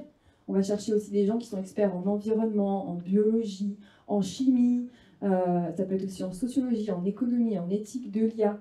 Quelques compétences, vous voyez, on a vraiment énormément les compétences techniques, il y a des compétences éthiques en sciences environnementales, il y a aussi transverses pour justement faire en sorte que toutes ces différentes compétences se parlent. Donc il y a quand même un vrai défi managérial ici, parce qu'il faut faire en sorte que toutes ces expertises, elles se parlent, et elles parlent souvent pas le même langage. Et j'ai oublié de montrer qu'il y a il y a de plus en plus de formations sur le sujet du développement durable. Dans votre région, on a plus de 114 formations, vous voyez, donc il y a de quoi faire. C'est à la fois pour des étudiants et pour des personnes en entreprise. Alors, à vous, Startup, maintenant. Nous, on a envie de comprendre vos besoins en recrutement, les enjeux auxquels vous faites face. On en a cité certains. Est-ce qu'il y en a d'autres que vous rencontrez? Alors, nous, c'est vrai qu'on a quand même l'avantage d'être dans le milieu tech, d'être une start-up et dans le domaine de l'environnement. Donc, c'est vrai qu'en termes de recrutement, on reçoit quand même quotidiennement des candidatures, surtout quand on parle d'entreprises qui ont le vent en poupe, et je pense qu'il y en a beaucoup au pool. Et donc, de ce côté-là, on a moins d'enjeux. Mais c'est vrai que là où on va avoir plus d'enjeux, c'est effectivement sur déjà l'aspect formation en interne, parce que quand on est sur des domaines qui sont très spécifiques, effectivement, ça va pas toujours être évident de trouver le bon profil. Donc parfois, il faut aussi faire des compromis entre la compétence et la personne aussi, et ses capacités à apprendre en fait sur le terrain. Sur les autres sujets, côté recrutement, ça va plutôt être sur des postes clés stratégiques où on va avoir plus de mal à recruter. Parce qu'on cherche aussi à avoir certains types de personnalités par rapport à des valeurs qui doivent absolument, pour nous, en tout cas, coller avec les valeurs de notre société, parce qu'on a vraiment envie de garder cette cohésion dans l'entreprise. Et c'est vrai que c'est aussi des choses qu'on voit de plus en plus. Mais ce qui est bien, c'est qu'on a aussi de plus en plus de candidats qui recherchent certaines valeurs en particulier. Donc c'est un petit peu 50-50, j'ai envie de dire. Oui, il y a souvent des startups qui viennent me voir et qui me disent comment on peut faire pour recruter davantage de femmes, parce qu'il y en a peu sur le marché sur les métiers d'IA, mais la chance que vous avez, vous, c'est que sur des entreprises à impact en général, on a beaucoup plus de candidats de femmes que sur des startups qui seraient sur de la cyber ou autre. Oui, je veux juste ajouter quelques mots là-dessus. On est petit dans la tech. Nous, c'est difficile à prévoir, mais ce qu'on voit aujourd'hui, ça marche, oui. Un peu comme difficulté, c'est de trouver, on est dans le tech, on est dans le cloud, on est dans l'informatique, donc on code notre solution, et on a besoin de communiquer à nos clients pourquoi le Green IT est important. Parce qu'en fait, le Green IT, c'est un peu derrière les autres sujets comme l'eau, le recyclage. Et en fait, on constate que beaucoup d'entreprises oublient qu'effectivement, il faut aussi faire attention à l'informatique. Donc, c'est des gens capables de comprendre la technique, mais aussi de banaliser, en tout cas communiquer pourquoi c'est important de regarder ça. Donc, il faut un langage, un vocabulaire qui est les DSI ou les DevOps, des gens de l'équipe de dev, code, qui comprennent pourquoi. Il faut effectivement faire du code qui ne consomme pas d'énergie, qui est vraiment efficace. Pourquoi l'infrastructure aussi doit être aussi efficace, optimisée.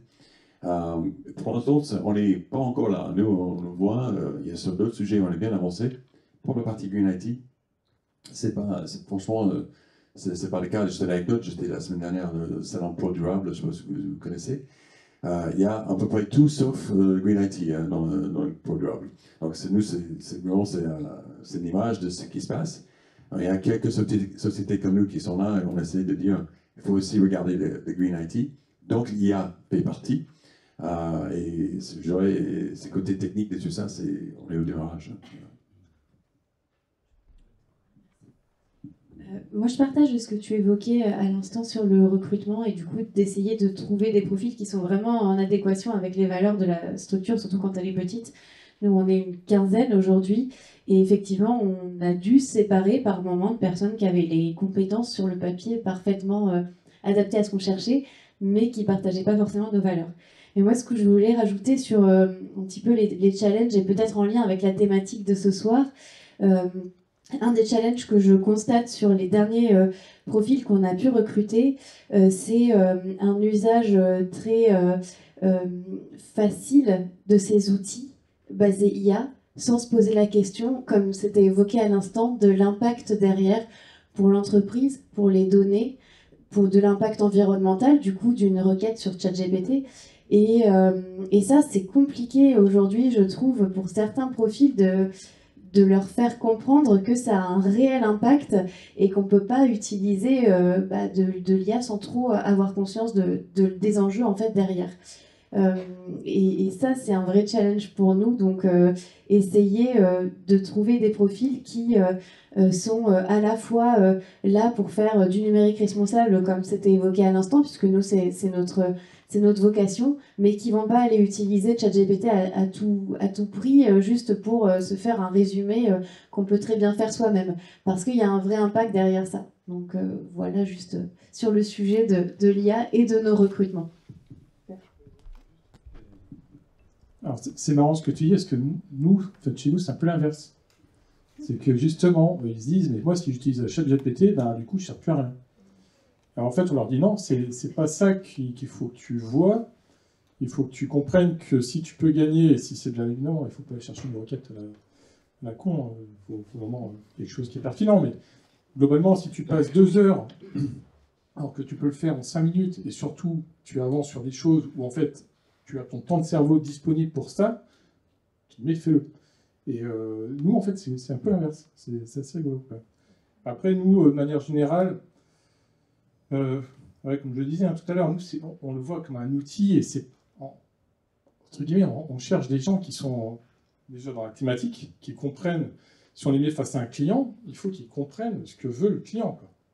S'il commence à lui parler de LLM et compagnie, le client va dire, mais qu'est-ce qu'il me raconte? Moi, c'est pas ça que je veux. Moi, je veux juste que tu me dises, est-ce que tu es capable de me sortir les îlots de chaleur, de dire l'impact qu'a la végétation sur ma ville, etc., etc.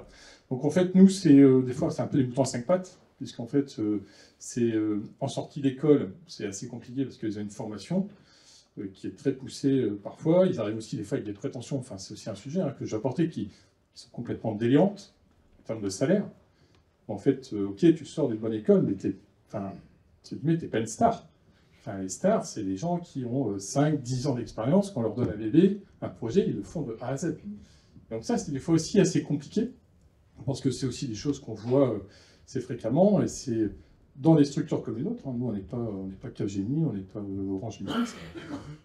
C'est aussi des grilles de salaire, une harmonie dans l'équipe à conserver pour éviter que ça explose. C'est de manière très RH, en fait là on sort un peu du truc, mais la partie RH qui est liée à ça, pour des boîtes comme les autres, c'est super important. Donc c'est aussi ça un peu des fois les biais qu'on peut avoir avec les formations qu'on entendait, où on a des jeunes docteurs qui demandent quasiment un salaire de professeur HDR qui a 15 ans d'expérience. En fait là, non quoi.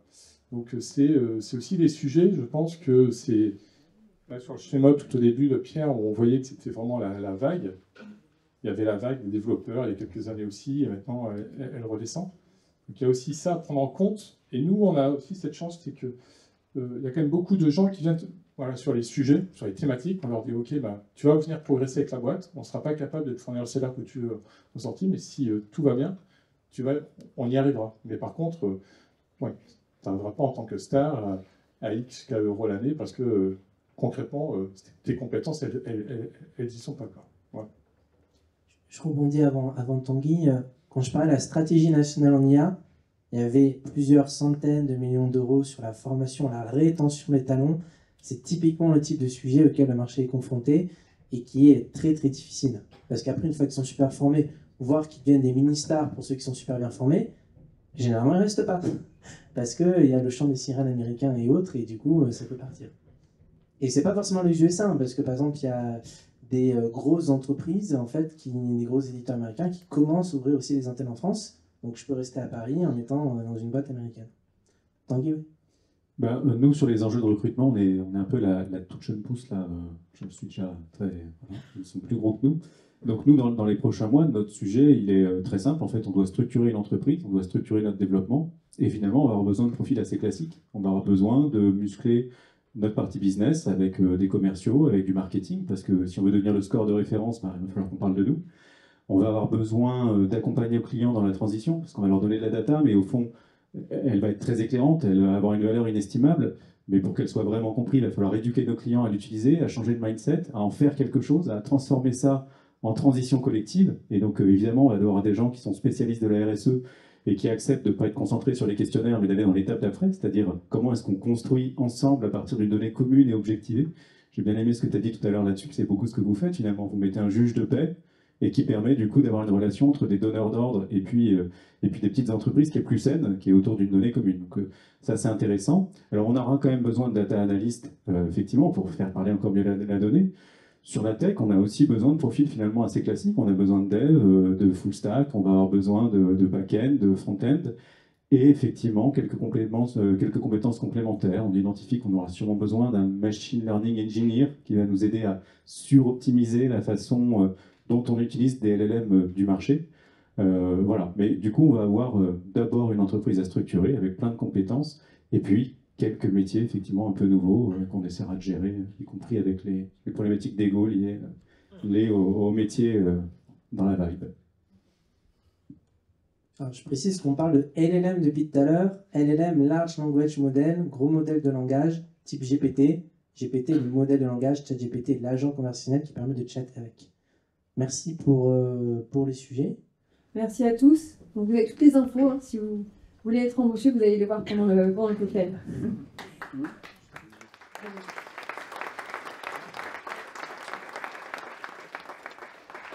Dernière partie, et c'est vraiment un sujet très important, je pense qu'il nous tient tous à cœur ici. C'est bien beau de dire qu'on va faire de l'IA pour la transition, mais l'IA doit elle-même déjà être vertueuse, et c'est un gros sujet, parce qu'avec l'IA générative, l'empreinte carbone de l'IA, elle est en train d'exploser, ou en tout cas, on prévoit qu'elle explose. Aujourd'hui, la consommation mondiale d'énergie de l'IA, c'est 2% de l'énergie internationale, enfin du monde. Donc c'est équivalent à un pays comme l'Indonésie, et c'est estimé à monter à 6% d'ici à 2026. Donc tous ces grands modèles de langage, comme tu disais, qui sont grands, c'est énormément d'électricité pour les entraîner, pour les exploiter dans les data centers. À titre d'exemple, 10 fois plus d'énergie consommée par une requête sur ChatGPT que sur une requête Google. Donc aujourd'hui, concrètement, pour faire fonctionner les data centers, c'est là où on entraîne, où on exploite tous ces modèles. Aujourd'hui, en Ile-de-France, par exemple, il faut 4 gigawatts pour faire tourner tous les data centers. Donc c'est l'équivalent de 1 ou 2 centrales nucléaires. Aux États-Unis, on rouvre des centrales à charbon pour suivre l'entraînement de ces grands modèles de la big tech. Et je ne parle pas également en termes d'eau, c'est assez catastrophique. Hein. C'est je crois que c'est 2000 et 2500 respectivement de piscines olympiques d'eau utilisées par les acteurs comme Google et Microsoft. Donc il y a une vraie préoccupation. Mais comme on en parlait tout à l'heure, c'est aussi le fait que depuis que l'IA générative est arrivée, on est un peu comme des enfants, tout le monde l'utilise sans réfléchir. Hein. C'est ce que tu disais, Justine. Hein. Je cherche quelque chose, je vais sur ChatGPT. Dans les entreprises, on fait du ChatGPT par là, on met en place des modèles d'IA générative et on ne pense pas vraiment à optimiser, mutualiser les ressources, alors qu'en fait, c'est quand même des pratiques qui ressortent qui sont un peu du bon sens, hein, qui sont des pratiques de bon père ou de bonne mère de famille. Donc, on va voir ça avec Pierre, qui va nous parler du référentiel de l'IA frugale qui a été mis en place par Hub Francia. Alors, comment sauver la planète? Alors, avant que je commence, petite précision, vous voyez que l'IA, je pense que vous commencez à comprendre, l'IA est partout, dans tous les secteurs, dans tous les pays, toute taille d'entreprise. L'IA est multifactorielle, on a parlé de réglementaire, de cybersécurité, de compétences, de recrutement, il y a aussi la partie éthique, il y a la partie empreinte environnementale, et donc c'est important de prendre tout ça en considération. Il y a aussi l'impact sociétal, l'impact sur l'emploi, et donc là on est vraiment sur un sujet de société. On a parlé, pour résumer, des cas d'usage positifs sur l'environnement. Ce que peut apporter l'IA pour la transition écologique, c'est tout ce qui a été présenté précédemment. Donc ça, c'est l'impact positif que peut avoir l'IA sur l'environnement. Mais l'IA en elle-même peut avoir un impact négatif, de par son empreinte environnementale. Beaucoup d'eau consommée parce que l'IA tourne sur des data centers généralement qu'il faut refroidir, le water cooling étant une des techniques de refroidissement la plus répandue. Et il faut énormément de données, il faut aussi tout ça, stocker ces données, la faire transiter via les data centers qu'il faut aussi alimenter électriquement. Et tout ça, ça va générer une empreinte environnementale. Donc il y a un projet qui a été initié par l'Ecolab. L'Ecolab, c'est le laboratoire d'innovation du ministère de la Transition écologique. Je ne sais pas le dernier nom du ministère qui a changé, je vais rester là-dessus pour simplicité. Et par la FNOR, l'Agence française de normalisation. Janvier 2024, ils font un appel aux experts de la communauté. Donc là, j'ai marqué un peu plus de 100 experts, mais c'est à peu près 50-60 organisations, avec plus de 100 experts qui sont issus de ces organisations qui étaient dessus. Et donc l'idée, c'était de produire un référentiel général pour l'IA frugale. Sur ces organisations, on avait des universitaires, des associations comme Web France IA, des startups en IA, des grandes entreprises, etc. Et donc, 3 constats qui sont à la base de vouloir créer ce référentiel. Premièrement, c'est pas de communication de la part des entreprises. Quand on parle des entreprises, c'est les gros éditeurs de modèles d'IA. Comme l'indiquait Caroline, on estime que, et bien en fait c'est souvent ça, on estime que, parce qu'en fait ils ne communiquent pas publiquement, soit parce qu'ils ne veulent pas, soit parce qu'ils n'ont pas l'information, généralement ils ne veulent pas, ils ne vont pas généralement communiquer publiquement la consommation énergétique, la consommation en eau de leur eau, de leur modèle, pardon. Deuxièmement, pas de cadre de référence connu. Et oui, on peut tous dire qu'on fait de l'IA frugale, mais en fait, tant qu'il n'y a pas de définition officielle de l'IA frugale, comment on arrive à dissocier ceux qui en font vraiment, ceux qui n'en font pas. Et ensuite, pas de comparaison possible entre les modèles, parce qu'en fait, il n'y a pas des indicateurs ou des méthodes de calcul qui sont référencés, qui sont standardisés pour comparer les modèles entre eux et voir ceux qui sont les plus sobres. 3 objectifs, donc outiller les acteurs économiques dans le cadre d'appel à projets. Bonne nouvelle, l'État, de plus en plus, notamment avec la stratégie nationale en IA, quand ils font des appels à projets publics, sur l'IA, ils indiquent maintenant un critère de notation qui est la frugalité du modèle. Est-ce que le modèle va avoir une empreinte environnementale réduite? La problématique, avant le référentiel, qu'est-ce que c'est la frugalité? Et deuxièmement, comment je mesure que, de manière, on va dire, objective, comment je mesure que en fait, ce critère est bien rempli? Donc là, le référentiel va permettre de faire ça notamment, et d'avoir un cadre référent, aussi bien pour en face le gouvernement et les ministères qui veulent auditer les modèles qui sont candidatés, et deuxièmement pour l'entreprise, pour le consortium qui va candidater, parce qu'ils savent en fait la méthode et le référentiel à respecter. Deuxièmement, proposer un premier consensus national. Quand on a commencé les travaux, on a fait une veille bibliographique de dire c'est quoi la définition de l'IA frugale. Au bout de 2 mois, on s'est dit, et on était quand même plus de 100 personnes, soit on est bête parce qu'on n'a rien trouvé, soit il y a un truc qui cloche. Et en fait, à force de réfléchir, on dit, mais en fait, si on n'a rien trouvé, c'est peut-être qu'il y a justement rien. Et qu'il n'y a pas de définition d'IA frugale, ni en France, ni en Europe, ni dans le monde. On a traduit en anglais, on a fait plusieurs termes, forcément. Donc, premier consensus et première définition d'IA frugale. Troisièmement, disposer d'un premier cadre de référence. Et bien, une fois que ce cadre il est sorti fin juin, qu'il est connu, on a une traduction en anglais qui a été faite, parce qu'on porte des travaux au niveau européen, et bien, ça permet à tous les acteurs qui le souhaitent et qui souhaitent faire de l'IA frugale de se rapprocher de ce cadre, que ce soit les fournisseurs de modèles d'IA, les déployeurs de modèles d'IA, les utilisateurs de modèles d'IA, parce que oui, l'IA frugale, comme l'IA, c'est un sujet collectif, c'est un sujet de tous. Ce n'est pas que l'équipe projet qui est dessus, les experts techniques, basta, il y a aussi les utilisateurs métiers, les experts métiers, les décideurs, etc. Alors, le référentiel en lui-même, il fait une centaine de pages, moitié annexe, moitié cœur du document.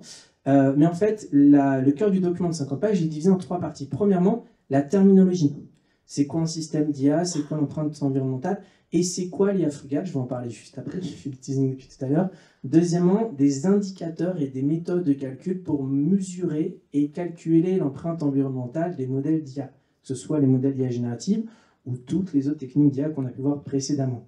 Il y a beaucoup de modèles, d'outils qui sont développés de plus en plus par des communautés, donc plutôt des communautés bénévoles, voilà, des développeurs qui sont à fond sur le sujet avec d'autres experts de différentes techniques qu'on a pu le voir, qui se mettent ensemble et qui vont développer soit des calculatrices pour calculer simplement l'empreinte environnementale d'un modèle, soit des librairies qu'on va mettre dans notre code source et en fait qu'on va injecter, qui va permettre de dire sur ce code source que vous avez fait, voici l'empreinte environnementale en sortie que va générer votre modèle d'IA.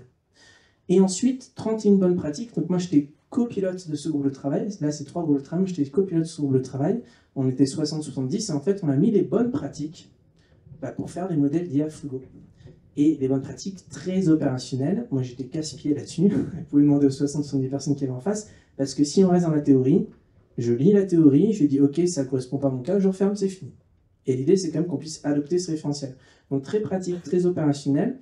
Il y en a 2 tiers globalement qui sont très orientés métiers, aucune technique, et un tiers qui sont plutôt orientés techniques, plus pour les équipes projets, les data scientists, etc. Quelques exemples de bonnes pratiques. Chose importante, les bonnes pratiques aussi sont par étape du cycle de vie d'un modèle d'IA. Un modèle d'IA, ce n'est pas juste le développement. Il y a l'expression de besoin, il y a la conception, il y a le développement, l'entraînement du modèle, il y a le test et validation avant qu'on le mette en production, il y a la production. Et tout à la fin, il y a le décommissionnement. Parce qu'un modèle d'IA qui n'est plus utilisé, on ne le laisse pas tourner dans le vide, on peut aussi le mettre hors service, ça c'est une bonne pratique d'ailleurs. Et donc, un premier sujet, c'est plutôt au niveau de l'entreprise. Alors, entreprise, organisation, parce que les acteurs publics, les collectivités, tout le monde est concerné. Je suis une organisation, ça prend un peu plus de temps, mais dans le lancement de mes projets, si je fais une audit d'opportunité pour lancer un projet en interne, un des critères, ça peut être la frugalité. Si je mets ce critère, tout de suite, je peux me dire, bon, bah, je vais utiliser le référentiel, et ce critère, est-ce qu'il est rempli ou non, est-ce qu'il est obligatoire, est-ce qu'il est optionnel, à moi de le définir. Mais si je considère que si le modèle n'est pas frugal, je ne lance pas. Donc ça, c'est une première étape. Deuxième, c'est pêle-mêle, hein, je vous ai mis celle qui était plus métier. Deuxième, acculturer, former les parties prenantes. Et oui, il y a les décideurs, les sponsors, donc la direction générale qui dit « je veux lancer un projet, je veux une solution, peu importe laquelle, mais je veux que ça réponde à mon besoin ». Eh bien, eux, ils doivent être sensibilisés à la frugalité. Les équipes projet aussi, les utilisateurs finaux qui vont utiliser. On parlait de cas d'usage à impact positif sur l'environnement. Faire un cas d'usage trivial, de dire je vais utiliser un modèle génératif pour générer une image, je ne sais pas, de Britney Spears qui est en train de faire du poney à Matt Damon, c'est rigolo. Est-ce que c'est vraiment cool pour la planète? C'est des choses comme ça qu'on peut se poser. Et aussi, la culturer sur tous les aspects empreinte environnementale, mais aussi cybersécurité réglementaire qu'on a vu parler. Choisir la solution pour répondre aux besoins. Et parfois, la solution, et je pense que Nicolas a très bien dit, parfois la solution, ce n'est pas forcément l'IA. Parfois, un logiciel classique peut faire tout à fait le boulot. Si on considère que l'IA, donc ça c'est dans l'expression de besoin, l'étude de solution, si on considère que l'IA est la solution, est-ce que l'IA générative est la première réponse à avoir? L'IA générative, c'est très consommateur comme on l'a dit. Est-ce qu'il n'y a pas les autres techniques d'IA qui sont plus sobres, qui peuvent être utiles? Définir des critères justifiant le réentraînement du modèle. Imaginons, je vais faire très simple, un modèle, on dit je veux qu'il atteigne 90% de performance, c'est-à-dire 90% du temps, il va détecter que ici j'ai une fuite et là j'ai pas de fuite sur mon réseau d'assainissement. 90%, c'est intéressant. Maintenant, est-ce que tous les 6 mois, à une fréquence fixe, je vais le réentraîner systématiquement, remettre des données d'entraînement nouvelles, le réentraîner pour qu'il reste stable? Généralement, c'est ce qu'on fait. En tout cas, c'est ce que les clients peuvent demander. Ou alors, je me dis, bah, moi, je considère que 90% c'est ma cible. Si je descends en dessous de 85%, que je perds 5 points de performance, c'est mon critère pour entraîner. Et donc, si au bout de 6 mois, je suis descendu à 88, je reste. Donc, c'est des choses qu'on peut faire plutôt qu'une fréquence fixe. Et enfin, utiliser des méthodes d'analyse de besoins pour mettre en œuvre la frugalité. Donc ça, les méthodes de projet, les méthodes comme Agile, qui permettent d'exprimer le besoin de manière plus flexible, plus agile de le nom, sont plus aptes à intégrer ce critère de frugalité. Et après, je finis normalement. Donc là, c'est la partie définition. Je prends juste un peu de temps sur la partie gauche. Tout ça, c'est dans le référentiel. L'efficience, c'est aptitude à optimiser les moyens alloués pour atteindre un résultat défini. Donc, on ne change pas le résultat. Moi, c'est 95% de performance, je ne remets pas en cause ça, et je vais booster tous mes moyens pour atteindre ce résultat. La frugalité, c'est je vais plutôt me questionner sur le résultat. Est-ce que 95% de performance, c'est vraiment utile? Est-ce qu'à 88% sur mon cas d'usage, c'est pas utile? Donc là, je mets en cause le résultat que je vais atteindre, je revois mes considérations à la baisse du moment que c'est compatible avec mon cas d'usage, et donc en l'occurrence, je vais baisser les ressources et les moyens alloués à cette capacité. Et donc un service d'IA frugale, et donc là je réponds à ce que c'est la définition d'IA frugale, en tout cas celle qu'on a proposée, et pour l'instant elle est vraie puisque c'est la seule au monde, jusqu'à ce qu'un deuxième s'y mette, service dont l'impact positif, donc service d'IA, dont l'impact positif des usages est supérieur aux impacts négatifs de l'ensemble du cycle de vie du modèle d'IA et de ses usages. Donc si tous les utilisateurs finaux utilisent en masse le système d'IA, avec beaucoup de requêtes par exemple, si on parle d'IA générative, ça va commencer à rentrer dans la partie négative. Tant que c'est inférieur à la somme positive, c'est OK. Les prochaines étapes, on essaie de porter ça au niveau européen.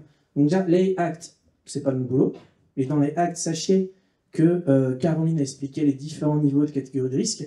Et bien, pour les modèles de fondation, ils doivent pouvoir fournir, en tout cas, une estimation avec les outils existants de leur empreinte environnementale de leur modèle. Au niveau européen, on essaie aussi, suite au référentiel général pour l'IA frugale, de porter une norme européenne. Alors Frugal AI, ça ne marche pas trop en anglais, on va plutôt l'appeler Sustainable AI. Les travaux ont commencé en septembre avec plusieurs pays. Et enfin, à l'international, il y a un événement qui a eu lieu plutôt au comité resserré la semaine dernière à l'UNESCO à Paris. Et l'idée, c'est de faire une feuille de route mondiale sur l'impact environnemental de l'IA. Donc là, il y a l'ISO, donc AFNOR en France, ISO, plutôt l'organisme de certification mondiale, avec d'autres organisations qui vont travailler sur cette feuille de route pour essayer d'apporter une norme au niveau mondial, en tout cas une feuille de route pour commencer, puisqu'une norme, ça prend beaucoup de temps et beaucoup d'énergie à pondre. Voilà pour la partie référentielle, normalement. Et du coup, on va enchaîner... J'avais envie de rajouter juste une petite chose. Je trouve ça intéressant. On a parlé beaucoup de grands modèles de langage. Et là, aujourd'hui, on voit arriver des petits modèles de langage. C'est très original. Donc, toute la Big Tech est en train de travailler à faire des modèles beaucoup plus petits d'IA générative, compacts. Et en fait, ils les spécialisent sur des cas d'usage. Et du coup, c'est très intéressant parce que c'est des modèles qui nécessitent beaucoup moins d'électricité à l'entraînement, à l'exploitation, avec des performances égales à leurs grands frères ou grandes sœurs sur les cas d'usage précis.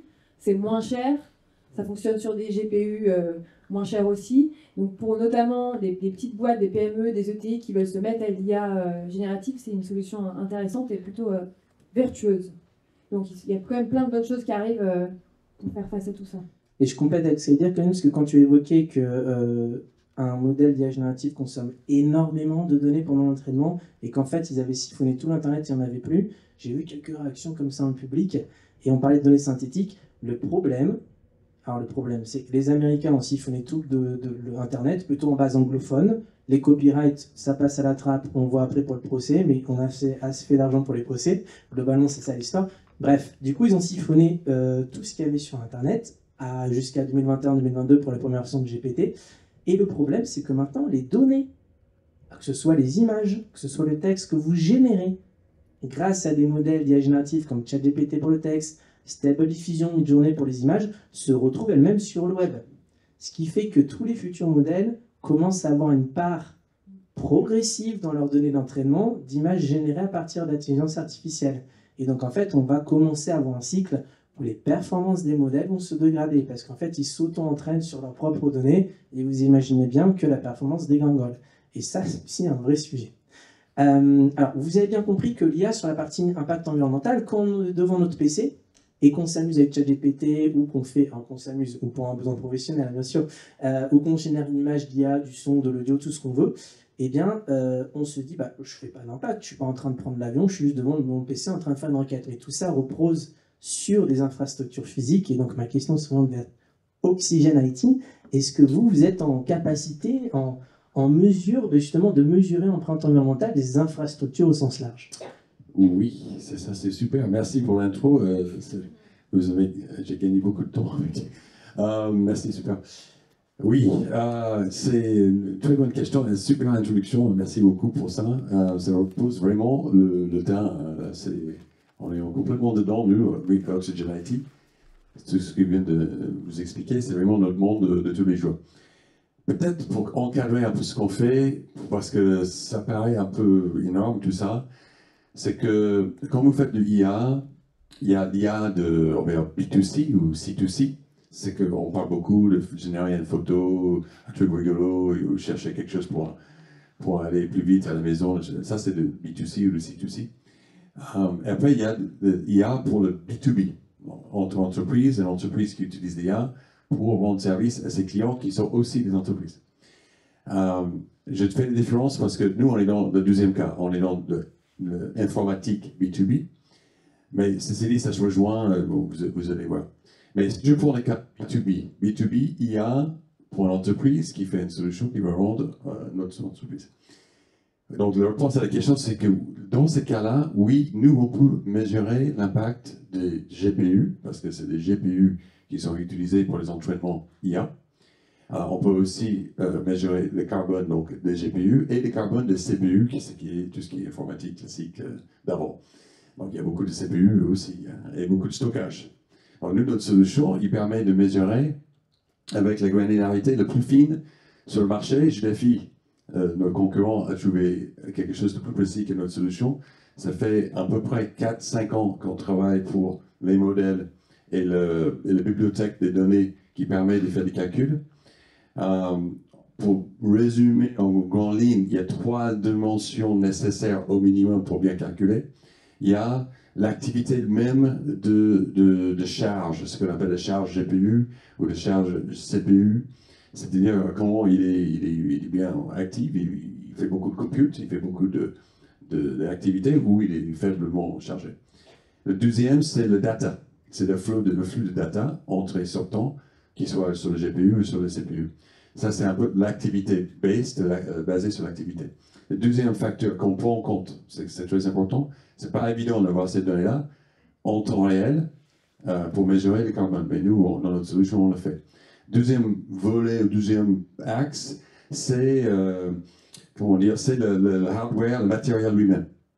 C'est-à-dire qu'il y a des composants qui sont plus ou moins âgés, il y a les nouveaux AMD qui sortent, là, qui sont très efficaces, qui consomment 10 fois moins d'énergie que la génération d'avant. Donc il y a en permanence des nouveaux composants et la création de nouveaux hardware qui effectivement va dans le bon sens, quand même, heureusement.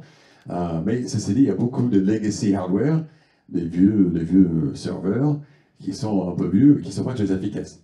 Et nous, on a fait une bibliothèque de tout ce qui existe aussi. Heureusement pour nous, il n'y en a pas 50 fournisseurs de ce matériel-là. Il y en a 3 ou 4, il y a Fujitsu, il y a HP, etc. Donc nous, avec nos experts internes, on a fait la bibliothèque de tout ça. Donc on connaît le matériel, on connaît l'activité.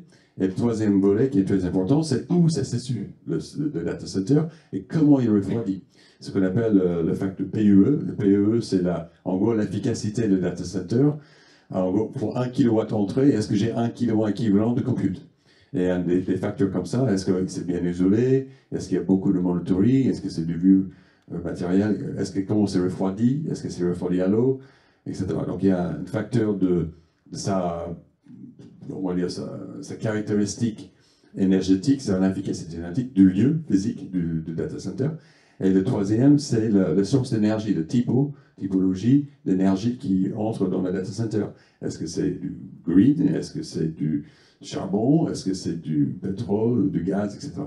Ça aussi, on prend en compte. Donc, on prend vraiment ces 3 dimensions-là et on vous fournit le kilowatt, enfin un kilowatt aussi d'ailleurs, d'énergie, parce que l'énergie, c'est nécessaire pour finir par terminer le carbone. Donc, oui, on peut mesurer, on fait grâce à tout ça. Les GPU aussi, on peut mesurer. Donc, on a notre technique à nous. Donc, c'est pas standardisé, je rejoins. C'est pas standardisé. Nous, ce qu'on a fait, on a pris ce qu'on est considéré comme la méthodologie scientifique le plus exacte aujourd'hui dans le tas de l'art aujourd'hui. Et nous, on met à jour nos modèles qui ne sont pas standardisés. On voulait bien qu'Afrock le standardise, d'ailleurs. Nous, on est start-up, donc on ne peut pas les payer. Et on voudrait bien qu'ils le regardent. Mais c'est vrai qu'on utilise la méthode le plus scientifiquement prouvée aujourd'hui avec les chercheurs. Donc c'est vrai qu'il y en a beaucoup aux États-Unis, mais il y en a beaucoup en France et en Europe aussi. On regarde tout ça, on regarde les publications et on s'adapte par rapport aux dernières crues. Donc c'est un vaste chantier sur lequel on est dessus depuis plusieurs années, qui nous permettait de sortir la solution. Et on est en permanence en train de la mettre à jour pour que, par exemple, s'il y a un nouveau data center qui arrive, voilà, on le met dans la base. On travaille avec tous les fournisseurs de cloud, donc AWS, Google, Azure, donc les Américains, et les Français, Scaleway, OVH, Outscale. On monitor aussi le on-premise ou le data center qui sont installés chez les entreprises, qui sont un peu plus spécifiques. C'est cas par cas, c'est vraiment, il y a tout, il y a trace et tout, il y a hétérogène. Mais on est capable de regarder tout ça. Donc, voilà, au plaisir d'expliquer ça par la suite si vous voulez savoir plus. Merci. J'ai une dernière question pour Justine et après on passera aux questions du public si on a le temps. Donc Justine, on vient de voir que l'IA, du coup, c'est pas toujours la solution, qu'il y a des fois aussi pas mal d'optimisation à faire au niveau des logiciels même. Vous, chez Widolo, vous faites à la fois de l'optimisation de logiciels et de l'optimisation de logiciels d'IA, c'est ce que tu me disais tout à l'heure. En fait, peu importe le type de logiciel, on peut intervenir à partir du moment où on a du traitement de données. Donc, c'est des choses qu'on a faites et qu'on fait depuis des travaux de recherche qui se continuent toujours en laboratoire, avec le laboratoire René, notamment l'IETR. En fait, ce qui est rigolo, moi, chez Widolo, on l'a lu, l'étude qui était présentée juste avant, et sur les aspects frugalité, c'est vraiment en fait un retour au bon sens Et il n'y a rien en fait de nouveau, il n'y a rien de révolutionnaire dans la définition de la frugalité, etc. C'est aussi ce que nous on essaie de mettre en place chez WeDoLo avec juste un retour un peu au bon sens de la conception d'un logiciel, de l'analyse du besoin et de quoi on a besoin. Donc ça va impliquer de se poser la question, est-ce que c'est vraiment d'aller utiliser de l'IA, par exemple, pour faire de la régulation dans un bâtiment? Il y a d'autres techniques. Est-ce qu'on a vraiment besoin d'IA ou pas? Donc, c'est des questions qu'il faut se poser en amont, comme de quelles fonctionnalités j'ai besoin dans un logiciel. Il y en a 70% qui ne sont pas utilisées, des fonctionnalités qui sont demandées par des utilisateurs potentiels et donc développées. Donc, tout de suite, ça pose en fait une base de code qui va potentiellement consommer, qui va consommer des ressources, qui va consommer de l'énergie, sans forcément un intérêt derrière. Et ça pose aussi la question de c'était ce que tu évoquais tout à l'heure, de quelle sortie j'ai besoin. Donc si on parle, nous on avait travaillé sur de la reconnaissance d'image, quel est mon taux de bonne classification? Il faut se poser ces questions, et pas que dans l'IA, puisque c'est aussi des choses qu'on voit en fait depuis des années, notamment quand on n'avait pas beaucoup de ressources informatiques et de capacités calculatoires au niveau matériel, où là on n'avait pas le choix, il fallait qu'on fasse de l'optimisation, parce que de toute manière, le matériel, il suivait pas, on avait très peu de mémoire, on avait très peu de capacité de calcul, et donc on devait se poser ces questions qui paraissaient du bon sens à l'époque et qui ont en fait un petit peu disparu. Aujourd'hui, on se dit il me faut une précision de malade. Nous, aujourd'hui, c'est vraiment un truc contre lequel on essaie de se battre. On n'a pas toujours besoin d'une sortie de super bonne qualité quand on fait du traitement vidéo. Si c'est votre œil derrière qui récupère cette information-là, il y a plein d'informations qu'on ne va pas être en mesure de percevoir. Et donc, il faut qu'on travaille en amont de la conception en fait, de notre brique, sur la quantification de cette tolérance à l'imprécision qu'on peut avoir, sur la métrique, comment est-ce qu'on mesure cette imprécision, de manière à derrière avoir vraiment un périmètre qui est bien défini, pour ensuite se poser la question de ce dont on a réellement besoin, aller mettre en place des pistes pour aller faire de l'optimisation, par exemple, en allant jouer sur cette qualité peut-être, et en allant dégrader un petit peu la qualité à la sortie, par exemple, d'un réseau, si on peut se le permettre. Mais tout ça, ça veut dire avoir un gros travail en amont quand on veut concevoir une nouvelle application. Et c'est le même sujet en fait qui revient et que nous on essaie de remettre beaucoup au goût du jour chez WeDoLo, juste se reposer des questions de base de quoi j'ai besoin en fait. Oui, moi j'avais un petit complément sur notre expérience. Nous, on fonde, on se lance, et effectivement, c'est des problématiques qu'on a tout de suite intégrées. On veut être à impact, donc on a tout de suite intégré ces préoccupations-là. Et par exemple, on a fait le choix de ne pas développer notre moteur d'IA et de l'entraîner, mais d'utiliser des LLM, donc déjà entraînés, du marché, standard, et d'aller leur apporter une donnée qu'on structure nous-mêmes et de les utiliser uniquement pour leur capacité à lire du texte. On fait le choix aussi, on est sur de la donnée RSE, bon, je ne sais pas où, mais quand même pas, a priori, vos rapports de durabilité ne changent pas tous les jours. On fait le choix du coup de ne pas être dans une synchronisation permanente, parce qu'il y a ça aussi, il y a le moment où on les appelle, on pourrait dire ça doit être permanent, extrêmement frais. Nous, notre parti pris, c'est de dire non, on va rafraîchir régulièrement, ça doit être à jour, mais pour autant, on n'est pas obligé d'être dans la course à la fois au dernier modèle et à la fois à l'info qui est synchronisée en temps réel. On part là-dessus, et alors l'avantage aussi quand on se développe, c'est que cette frugalité-là, elle est écologique, mais elle est aussi économique. Et donc on rejoint tout à fait les intérêts qu'on a aussi en termes de développement. Voilà, c'est la façon dont nous on apprend ces sujets-là au tout début, et voilà. Super, bravo.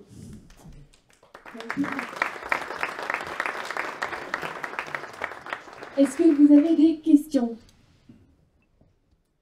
2 minutes pour faire les questions. Alors, de toute façon, vous pouvez poser des questions. Il y a l'espace networking, cocktail, on sera là-bas tous, normalement, sauf que c'est un ou deux qui doivent partir plus tôt.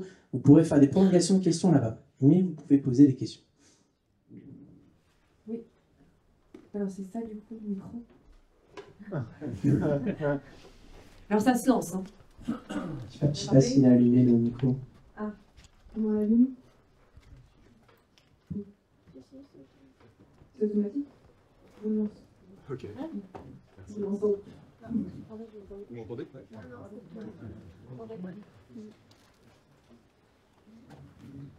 assez frugal, il n'y a pas de batterie. C'est bien pour l'environnement. J'ai vu que c'était une boîte à résonance, c'est pas où je suis dit, on est vraiment dans le thème. Bonjour, Jocelyn. Ma question s'adresse à Tanguy, justement. On parlait de la frugalité, effectivement, de ne pas mettre les informations à jour sans arrêt. J'ai une question qui est un petit peu en parallèle de ça. C'est est-ce que l'IA elle-même aide à contrôler ou à monitorer la véracité de l'information que vous récupérez pour avoir moi-même fait face à ce sujet-là, sur le données ça. Alors, très clairement, non. C'est pas la mission qu'on s'assigne. Nous, on a plutôt vocation à aller faire en sorte que les entreprises communiquent plus, soient plus engagées, et on estime que l'écosystème critique va exercer, notamment via les lois sur le greenwashing et via la capacité à observer une information qui est mieux structurée, va pouvoir aller pousser les entreprises à rapprocher ce qu'elles disent de ce qu'elles font. C'est exactement le sens des directives européennes sur le greenwashing. Et nous, on se dit, en structurant mieux l'information, en la partageant évidemment avec l'écosystème critique, les Greenpeace, les Oxfam, on leur donnera des accès pour qu'ils aient accès à une information qui montre le haut du panier et qui permettra à la fois à cet écosystème critique d'alerter et à la fois aux entreprises elles-mêmes de se rendre compte que peut-être qu'elles sont en train d'avoir passé les limites. Mais non, on vérifie pas, on n'est pas un score de durabilité. C'est pas notre sujet à nous. Après, il y a beaucoup de choses qui existent et qui s'appuient sur de l'IA ou sur d'autres technologies, sur de la durabilité, sur de la mesure de carbone. Tout ça est essentiel. Nous, on vient plutôt se mettre au début de ça pour aller amorcer le passage à la transition et ensuite réorienter vers des solutions à impact. Et d'ailleurs, c'est ce qui nous intéresse aussi. On va capter dans les solutions, dès que quelqu'un est cité, dès que l'entreprise dit « moi j'ai fait ça avec Pure Control », on identifie ça pour permettre aux gens qui vont voir ces solutions d'aller directement se tourner vers les acteurs qui vont les aider dans leur transition. Bon, voilà, on a cette place-là, elle est particulière.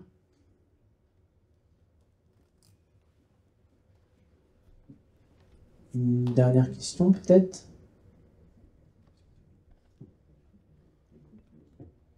Ok, alors on va passer à la conclusion, on arrive à la fin.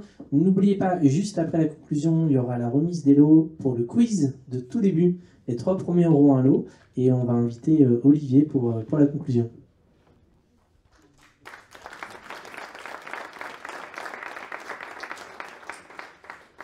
Voilà. Bien, bonsoir à tous.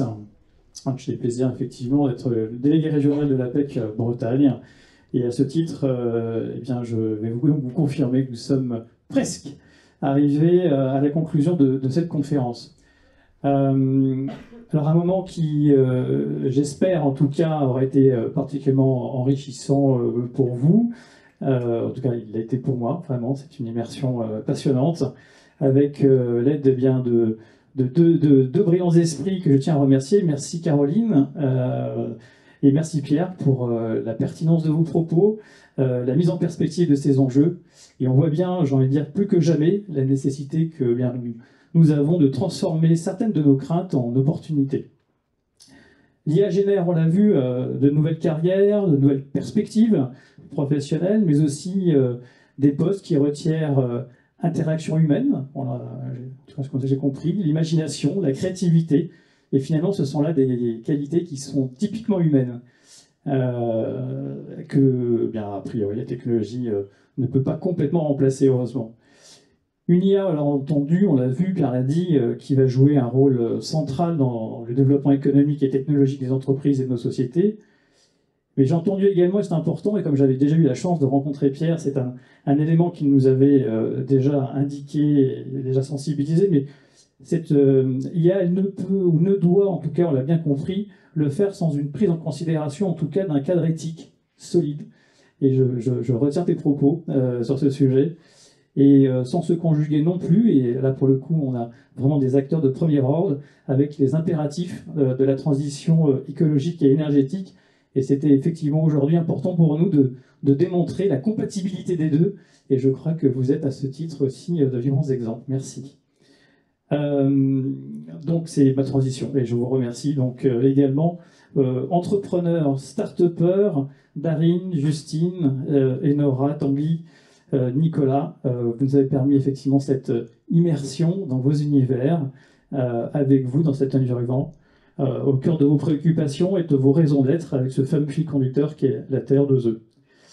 Je tiens enfin donc à exprimer toute ma gratitude aux équipes Pool, Daniel, je ne sais pas si on est plus gros que vous, je ne sais pas, mais en tout cas, on fait plein de choses ensemble et j'espère que ça va perdurer. En tout cas, c'est comme ça qu'on l'imagine, avec vous sur ces sujets-là. Et puis, je tiens aussi donc à remercier donc, le Pool et l'APEC pour vous avoir tous réunis autour de cette thématique ce soir. Et enfin, je voudrais qu'on puisse applaudir les acteurs de l'ombre, si je puis dire, que vous n'avez pas vu, mais je vais leur demander de venir me rejoindre. Il s'agit de Manon et de Marion, qui sont la chevalière de cette soirée, qui vont me rejoindre et qui vont procéder à la remise des